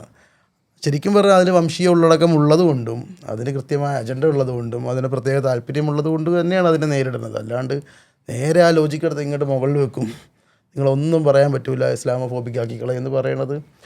നേരത്തെ പറഞ്ഞ മുസ്ലിങ്ങളെ കുറിച്ച് ധാരണയില്ല, ഇസ്ലാമിനെ കുറിച്ച് ധാരണയില്ല, എങ്ങനെയാണ് ഇസ്ലാമോഫോബിയയെ മനസ്സിലാക്കേണ്ടതെന്നുള്ള ധാരണയുമില്ല. എന്നിട്ട് അതിങ്ങനെ എന്നാൽ പിന്നെ ഇതിൻ്റെ എല്ലാത്തിൻ്റെയും നേട്ടങ്ങൾ സ്വന്തം കിട്ടുകയും ചെയ്യണമെന്നുള്ള ആഗ്രഹത്തോട് നിൽക്കുന്ന ആൾക്കാരാണ് ആ രീതിയിലുള്ള ആരോപണം ഉന്നയിക്കുന്നത്. അപ്പോൾ വിമർശനം വളരെ പ്രധാനപ്പെട്ടൊരു കാര്യമാണ്. നേരെ തിരിച്ചുമാണ്, ഒരു മുസ്ലിമിന് പൊതുമണ്ഡലത്തിലൊരു കാര്യത്തെ വിമർശിക്കാൻ കഴിയില്ല. ഇപ്പോൾ മുസ്ലിമിന് പൊതുമണ്ഡലത്തെക്കുറിച്ചൊരു കാര്യത്തെ വിമർശിച്ചു. ഇപ്പോൾ സുനിൽ പി ഇളയിടം ഗാന്ധിയെ വിമർശിച്ച് പ്രഭാഷണം നടത്താറുണ്ട്, ഗാന്ധി വിമർശനം. ഊഹിച്ചു നോക്കുക, ഒരു മുസ്ലിം ഗാന്ധി വിമർശനം നടത്തി കഴിഞ്ഞാൽ ആ രീതിയിലാണോ ഡീൽ ചെയ്യപ്പെടുക? പറ്റില്ല. അപ്പോൾ ഭഗത് സിംഗിനെ കുറിച്ച് ഭഗത് സിംഗിനെ കുറിച്ച് അപ്പോൾ ഒറ്റ ഉദാഹരണം അതാണ്. ഭഗത് സിംഗിനെ കുറിച്ച് ആരൊക്കെ പൊതുവായി പങ്കുവയ്ക്കാവുന്ന ഒരു നിരീക്ഷണമാണ്. അത് വിമർശനം പോലും അല്ലായിരുന്നു ഭഗത് സിംഗിനെ കുറിച്ച് നടത്തിയത്. അതൊരു വിമർശനമല്ല, അതൊരു കാലഘട്ടം മാറിയപ്പോൾ അദ്ദേഹം തീവ്രവാദിയായി ഭരണകൂടത്തിന് പിന്നീട് സ്വാതന്ത്ര്യ സമരസേന ഒരു കാര്യം വിശദീകരിക്കാൻ വേണ്ടി പറയണതാണ്. മുസ്ലിമിന് എന്നാൽ പൊതുമണ്ഡലത്തിലെ വിമർശനം അസാധ്യവുമാണ് എന്നുള്ളതും ഇതിൻ്റെ കൂടെ ചേർത്ത് വായിക്കേണ്ട ഒരു കാര്യമാണ്. ഇതിന് സ്കെയില് വർദ്ധിക്കുന്നുണ്ടല്ലോ. ഇസ്ലാമോഫോബിയ ഉള്ളടക്കത്തിൻ്റെ വ്യാപ്തി, അതിൻ്റെ ഒരു പ്രചാരണം, അതിൻ്റെ തോത്, അതിൻ്റെ സ്വാധീനം, ഈ 4 കാര്യങ്ങൾ ഭയങ്കര വർധനവുണ്ടല്ലോ. ഈ വർധനവിനെ സാധാരണഗതിയിൽ മുസ്ലിങ്ങൾ എന്താ പറയുക, ഇവരുടെ പാരമ്പര്യത്തിൻ്റെ ഭാഗമായതുകൊണ്ട് വേറെ രീതിയിൽ ഇതിനെ ക്യാപിറ്റലൈസ് ചെയ്യുന്ന ഒരു പൊട്ടൻഷ്യലുള്ള കമ്മ്യൂണിറ്റിയാണ്. പക്ഷേ സമൂഹം എന്ന രീതിയിൽ ഇതുണ്ടാക്കുന്നൊരു പ്രത്യാഘാതം, അതിൻ്റെ ഒരു ഭീകരത, അതുണ്ടാക്കുന്ന ഒരു സാമൂഹികമായിട്ടുള്ള പലതരം അവസ്ഥകൾ, ഇതിൻ്റെ രണ്ടിനെ നിങ്ങളെങ്ങനെയാണെന്ന് അതിനോട് പ്രതികരിച്ചാൽ? അങ്ങനെ അല്ല, ഞാനത് അല്ല അത് ഇല്ല, ഇത് കുഴപ്പം എന്താണെന്ന് പറഞ്ഞാൽ ഇപ്പം നമ്മളിപ്പം ദളിത് വിരുദ്ധത, ഇപ്പോൾ സ്ത്രീ വിരുദ്ധത, ക്യൂറോഫോബിയ, ഇതെല്ലാം നമ്മൾ അനലൈസ് ചെയ്യുന്ന നോക്കുമ്പോഴത്തേക്ക് ഇതെല്ലാം ആൾക്കാർ ഒരു പരിധി വരെയെങ്കിലുമൊക്കെ അക്സെപ്റ്റബിൾ ആയിട്ടുണ്ട് ഇങ്ങനെ സംഭവം ഉണ്ടെന്നുള്ളത്. പക്ഷേ പൊതുസമൂഹം ബേസിക്കലി ഇപ്പോഴും ക്യൂറോഫോബിക്കാണ്, സ്ത്രീ വിരുദ്ധതയുണ്ട്, ദളിത് വിരുദ്ധതയെല്ലാം ഉള്ളപ്പോൾ പോലും നമ്മൾ അക്സെപ്റ്റബിളാണ്. പക്ഷേ ഈ ഇസ്ലാമോഫോബിയയുടെ കാര്യം പറയുമ്പോൾ മാത്രമാണ് ഇത് അക്സെപ്റ്റബിൾ അല്ലാത്തത്. ഇത് സ്കെയില് വർദ്ധിക്കുന്നു എന്ന് പറഞ്ഞാൽ ആക്ച്വലി നമുക്ക് അങ്ങനെ കമ്പയർ ചെയ്താലേ പറയാൻ പറ്റുള്ളൂ ഇപ്പോൾ സ്കെയില് വർദ്ധിച്ചോ ഇല്ലെന്ന്. അത് കാരണം നേരത്തെ ഇങ്ങനൊരു ഡാറ്റ നമ്മുടെ മുന്നിൽ ഉണ്ടായിരുന്നില്ല. ഇപ്പോഴാണ് ഇപ്പോഴാണ് ഈ വളരെ കുറച്ചായിട്ടുള്ള ഒരു സ്ട്രക്ചർ ഉണ്ടാക്കിയത്. അതായത് ഇസ്ലാമോഫോബിയ മനസ്സിലാക്കേണ്ട ഒരു ഫ്രെയിം വർക്ക് ഒക്കെ ഡെവലപ്പായി വന്നത് ഇപ്പോഴാണ്. പണ്ടേ ഉണ്ടായിരുന്നു ഈ സാധനം. ഇപ്പം തന്നെ എല്ലാം ഡോക്യുമെന്റ് ചെയ്യപ്പെടുന്നു. എല്ലാം ഡോക്യുമെന്റ് അല്ല. വേറൊരു കാര്യം, ഇപ്പം നമ്മളിപ്പോൾ ഒരു ബുക്ക് ഇറക്കുമ്പോൾ തന്നെ ആദ്യം നമ്മൾ എഴുതുമ്പോൾ തന്നെ ഒരു മാസത്തെ എടുത്തുമ്പോൾ തന്നെ ഒരു ബുക്കിനുള്ള ഒരു 500 പേജുള്ള ഒരു ബുക്കിനുള്ള അത്ര സാധനമുണ്ട് ഒരു മാസത്തെ. അപ്പോൾ ഒരു വർഷത്തെ താന്ന് ആലോചിച്ചു. അപ്പോൾ എത്ര എഡിറ്റിങ് വേണ്ടി വന്നു എന്നുള്ളത് ആലോചിക്കണം. എന്നിട്ട് അവനും അപ്പോൾ അത്രയും ബൃഹത്താണ് ഈ സാധനം എന്നുള്ള സാധനം. അപ്പോൾ അത് വർദ്ധിച്ചോ എന്ന് ചോദിച്ചു കഴിഞ്ഞാൽ പറയണമെങ്കിൽ നമുക്ക് അതിനുള്ള കേരളത്തിൽ മാത്രമാണ് ഈ പറയുന്നത്. അതെ, കേരളത്തിൽ മാത്രമല്ല, കേരളത്തിൽ മാത്രം. നമ്മൾ ഇന്ത്യയിൽ ഇത് തൊട്ടിട്ടില്ല. കേരളത്തിൽ മാത്രമുള്ള ഒരു സാധനം ഒരു മാസത്തെ എടുത്തപ്പോൾ തന്നെ രേഖപ്പെടുത്തി മാത്രമായിരിക്കുമല്ലോ. രേഖപ്പെടുത്തി വെച്ചത് രേഖപ്പെടുത്താത്തതുകൊണ്ട് അങ്ങനെ സാധനങ്ങളുണ്ടാവും, നമുക്ക് ശ്രദ്ധയപ്പെടാത്തതുണ്ടാവും, അറിയാത്തതുണ്ടാവും. അപ്പോൾ ഇത് വർദ്ധിച്ചു എന്ന് വെച്ചാൽ. പക്ഷേ വേറൊരു കാര്യമുണ്ട്, നമ്മൾ ചിലപ്പോഴും ഇതിപ്പോൾ കൂടുതൽ ചർച്ചയാവുകയാണ്. അപ്പോൾ നമുക്ക് തോന്നുന്നു ഇപ്പോൾ കൂടിയതായിട്ട് ഫീൽ ചെയ്യുന്നതാണെന്നാണ് എനിക്ക് തോന്നിയിട്ടുള്ളത്. അങ്ങനെ വർദ്ധിച്ചു എന്നൊന്നല്ല, ഇതിപ്പോൾ ആൾറെഡി ഉണ്ടായിരുന്ന ഒരു സാധനം നമുക്ക് ഫീൽ ചെയ്യുന്നു. ഇപ്പോൾ നമ്മൾ ഫീൽ ചെയ്ത് തുടങ്ങിയത് മാത്രമല്ല, ഇപ്പോൾ ക്വസ്റ്റ്യൻസ് വരുന്നുണ്ട്. എന്ന് മാത്രമല്ല, മറ്റൊരു സംഗതി ഉള്ളത്, ഇപ്പം കേരളീയം പോലുള്ള മാസികയിലൊക്കെ വരുമ്പോൾ കുറച്ചുകൂടി അത് പൊതുജനത്തിലേക്ക് കൂടുതൽ എത്തുന്നുണ്ട്. അപ്പോൾ അത് ആൾക്കാരിൽ നിന്ന് റെസ്പോൺസ് ആ രീതിയിലൊക്കെ വരുന്നുണ്ട്. പിന്നെ മറ്റൊരു സന്തോഷമുള്ളത്, ഇപ്പം കുറച്ച് ഈ മുസ്ലിങ്ങൾ തമ്മിൽ തെറി വിളിക്കുന്ന കുറച്ചൊന്ന് കുറഞ്ഞിട്ടുണ്ട്. അതായത് ഇപ്പോൾ ഒരു സംഘടന വിമർശനം എന്ന് പറയുന്നത് കേവലമായ സംഘടന വിമർശനം അല്ലെന്നും, അത് ഞാനല്ലടാ നീയാണ്ട്ര തീവ്രവാദി എന്ന് പറയുന്ന ആ സംസാരമൊക്കെ ഇപ്പോൾ ഒന്ന് കുറഞ്ഞിട്ടുണ്ട്. അത് രസകരമായ സംഗതി. ചിലർ പറയും ഇപ്പം നമ്മൾ പറയുമല്ലോ, ഞങ്ങളാണ് യഥാർത്ഥ മുസ്ലിം, അതായത് മീശയില്ലാത്ത താടി നീട്ടി വളർത്തിയ തലക്കെട്ടൊക്കെ ഉള്ള അവരാണ് യഥാർത്ഥ മുസ്ലിം, മറ്റവരൊന്നും മുസ്ലിങ്ങളല്ല എന്ന് പറയും. പക്ഷേ ഒരു അമുസ്ലിമിനെ സംബന്ധിച്ചിടത്തോളം ആ താടിയുള്ള മുസ്ലിമായിരിക്കും ഏറ്റവും വലിയ തീവ്രവാദി. കാരണം മറ്റൊരാൾ ഇപ്പോൾ നിങ്ങളെ ഞാൻ കണ്ടു കഴിഞ്ഞാൽ ഇപ്പോൾ പേരൊക്കെ പറഞ്ഞപ്പോഴായിരിക്കും ഓ മുസ്ലിം ആയിരുന്നില്ലേ എന്നുള്ള പേടി പിന്നീടേ വരും. പക്ഷേ മറ്റേത് കണ്ട മാത്രമേ തന്നെ ആ പേടി വരും. അപ്പോൾ പക്ഷേ ഇപ്പോൾ എന്തായാലും ആ സംസാരം, ആ ഒരു നറേറ്റീവ് ഇപ്പോൾ ഒന്ന് കുറച്ച് കുറഞ്ഞെന്നാണ് ഞാൻ മനസ്സിലാക്കുന്നത്. കാരണം ഇപ്പോൾ അത് നിർത്തി, ഞങ്ങളല്ല നിങ്ങളാണ്. അതിപ്പോൾ ഇപ്പോൾ സ്ത്രീ വിരുദ്ധ ഇൻ്റർണലൈസ് ചെയ്ത സ്ത്രീകളുള്ളതുപോലെ ഇൻ്റർണലൈസ് ചെയ്യപ്പെട്ട മുസ്ലിങ്ങളും ഉണ്ട്. ചിലർ അപ്പോളജറ്റിക് ആവും. എൻ്റെയും കൂടി പ്രവൃത്തി കൊണ്ടുകൂടിയാണ് ഇവിടെ ഇസ്ലാം വർത്തിക്കുന്നത് എന്ന്. ഏറ്റവും വലിയ തമാശ, കഴിഞ്ഞ ഒരാഴ്ച മുമ്പ് എൻ്റെ ഒരു സുഹൃത്തിന് ഞാൻ 1 മണിക്കൂറാണ് ഞാനത് പറഞ്ഞ് മനസ്സിലാക്കി കൊടുക്കേണ്ടി വന്നു. അതായത് ഇസ്ലാം ഫോബിയ വളരുന്നതിൽ മുസ്ലിങ്ങൾക്ക് ഒരു പങ്കുമില്ല, അത് മറ്റൊരു വ്യക്തിക്ക് മുസ്ലിങ്ങളോട് തോന്നുന്ന വികാരമാണ് എന്ന് പറഞ്ഞ് മനസ്സിലാക്കി, ഒരു മുസ്ലിം മതവിശ്വാസിയെ പറഞ്ഞ് മനസ്സിലാക്കാൻ എനിക്ക് 1 മണിക്കൂറിനടുത്ത് സമയം എടുക്കേണ്ടി വന്നു. അതും ഒരു മതരഹിതനായ യുക്തിവാദിയായ ഞാൻ. അതെ അതെ, മുസ്ലിം നിങ്ങൾ ചെയ്തോ ചെയ്തില്ലേ, നന്മ ചെയ്തോ ചെയ്തില്ലേ, തിന്മ ചെയ്തോ, ബോംബിട്ടോ കുത്തിക്കൊന്നോ എന്നതല്ല ഇസ്ലാം ഫോബിയ വളരുന്നതിന് കാരണം. പക്ഷെ അത് നിങ്ങളുടെ പ്രവൃത്തിയെ, നിങ്ങളുടെ തെറ്റായ പ്രവൃത്തികളെ നമ്മൾ ഉപയോഗിക്കുകയാണ് ചെയ്യുന്നത്. അപ്പോൾ അതുകൊണ്ട് നിങ്ങളത് ചെയ്താലും ചെയ്തില്ലെങ്കിലും ഇസ്ലാം ഫോബിയ എന്നൊരു സാധനം അവിടെ ഉണ്ടാവും. ഏറ്റവും വലിയ തമാശ, ഇപ്പം ഞാൻ എപ്പോഴാണ് ഇസ്ലാം മതത്തിലേക്ക് മാറുക എന്ന് ചോദിക്കുന്ന ഒരുപാട് യുക്തിവാദ സുഹൃത്തുക്കൾ ഉണ്ട്. ഞാൻ മാറിക്കഴിഞ്ഞു എന്നും പൊന്നാനി പോയി വെട്ടി എന്നൊക്കെ പറയുന്ന ആൾക്കാരുണ്ട്. ഇതൊക്കെ അവിടെ ഉണ്ട്. ആ പേരെന്തായാലും ഇതൊരു വന്നിട്ടില്ല. ചിലപ്പോൾ ഞാൻ ദളിത് പശ്ചാത്തലം എനിക്ക് ഇല്ലാത്തതുകൊണ്ടായിരിക്കും അങ്ങനെ. ബിരിയാണി ദളിത് എനിക്ക് ബാധകമല്ലാത്തതുകൊണ്ടായിരിക്കും അത് പറയാത്തത്. പിന്നെ ഞാൻ ക്രെഡിറ്റ് കാർഡ് വിറ്റ് EMI ഇട്ട് അധികം പൈസ കൊടുത്ത് മേടിച്ച ഫോൺ ഒരു സംഘടന എനിക്ക് സമ്മാനം തന്നാണെന്ന് പറഞ്ഞ യുക്തിവാദികളുണ്ട്, ഇതൊക്കെ അവരുടെ ഉണ്ട്. പക്ഷേ ഇത് അവരാരും അംഗീകരിക്കാത്തൊരു കാര്യമുണ്ട്. ഞാൻ എൻ്റെ മുസ്ലിം സുഹൃത്തോട് സംസാരിക്കുമ്പോൾ അവരെ യുക്തിവാദിയാക്കാൻ ഞാൻ ശ്രമിക്കുന്ന കാര്യം അവരെന്തുകൊണ്ട് പറയുന്നില്ല? അതായത് മുസ്ലിങ്ങൾ എന്നെ മുസ്ലിം ആക്കാൻ ശ്രമിക്കുന്നു എന്നപോലെ തന്നെ ഞാൻ അവരെ യുക്തിവാദിയാക്കാൻ ശ്രമിക്കുന്നില്ലേ? അതെന്ത് പോസിബിൾ അല്ലേ? നമ്മൾ തമ്മിൽ ഒരു ഇസ്ലാം മത ചർച്ച നടക്കുമ്പോഴത്തേക്ക് ഞാൻ ചിലപ്പോൾ ശ്രമിക്കുക, ഞാൻ യുക്തിവാദം എന്തുകൊണ്ട് ശരിയാണ്, എന്തുകൊണ്ട് ഒരു മനുഷ്യൻ യുക്തിവാദി ആകണം എന്നതാണ് പറഞ്ഞാൽ അത് എനിക്ക് പറ്റൂടെ? നാളെ നിങ്ങൾ യുക്തിവാദി ആയാലോ, അപ്പോൾ എനിക്ക് നാളെ ഒരു യുക്തിവാദ സ്വർഗ്ഗം ഉണ്ടെങ്കിൽ അവിടെ എനിക്ക് സ്വർഗ്ഗത്തിൽ കിട്ടൂലേ? ഇടതുപക്ഷ പ്രൊഫൈലടക്കം പോലും ദളിതന്മാർ ഒരു ഫണ്ട് ചെയ്തിട്ട് അതെ അല്ല ഇതെല്ലാം ഈ പറഞ്ഞ എസൻഷ്യലൈസിംഗ് ആണ്. യുക്തിവാദത്തെ എതിർക്കുന്നത് നാസ്തിക യുക്തിവാദത്തോടുള്ളൊരു പ്രശ്നമാണ്. ഇസ്ലാം യുക്തിയെയും യുക്തി അധിഷ്ഠിതമായ ചിന്തയൊക്കെ ഒരുപാട് അല്ല അങ്ങനെ പോയി കഴിഞ്ഞൊരു പ്രശ്നമുണ്ട്. അതായത് നിങ്ങൾ അറിവിന്റെ സോഴ്സായി എന്തിനെ പ്ലേസ് ചെയ്യുന്നു എന്ന് വെച്ചിട്ടാണ് യുക്തിവാദം ഇരിക്കുന്നത്. ഇപ്പോൾ സയൻസ് ആണ് ഞാൻ അറിവിന്റെ സോഴ്സ് എടുക്കുന്നത്. ചർച്ച വേറെ പോഡ്കാസ്റ്റ് എടുക്കണം. നമ്മൾ ചർച്ച ഇസ്ലാമോഫോബിയ. എനിക്ക് ലാസ്റ്റ് ഒരു കാര്യം പറയാനുള്ളത്, ഈ ഇസ്ലാമോഫോബിക് ഉള്ളടക്കങ്ങൾ സമൂഹത്തിൽ വ്യാപിക്കുന്നു, അതിൻ്റെ സ്കെയില് കൂടുന്നു.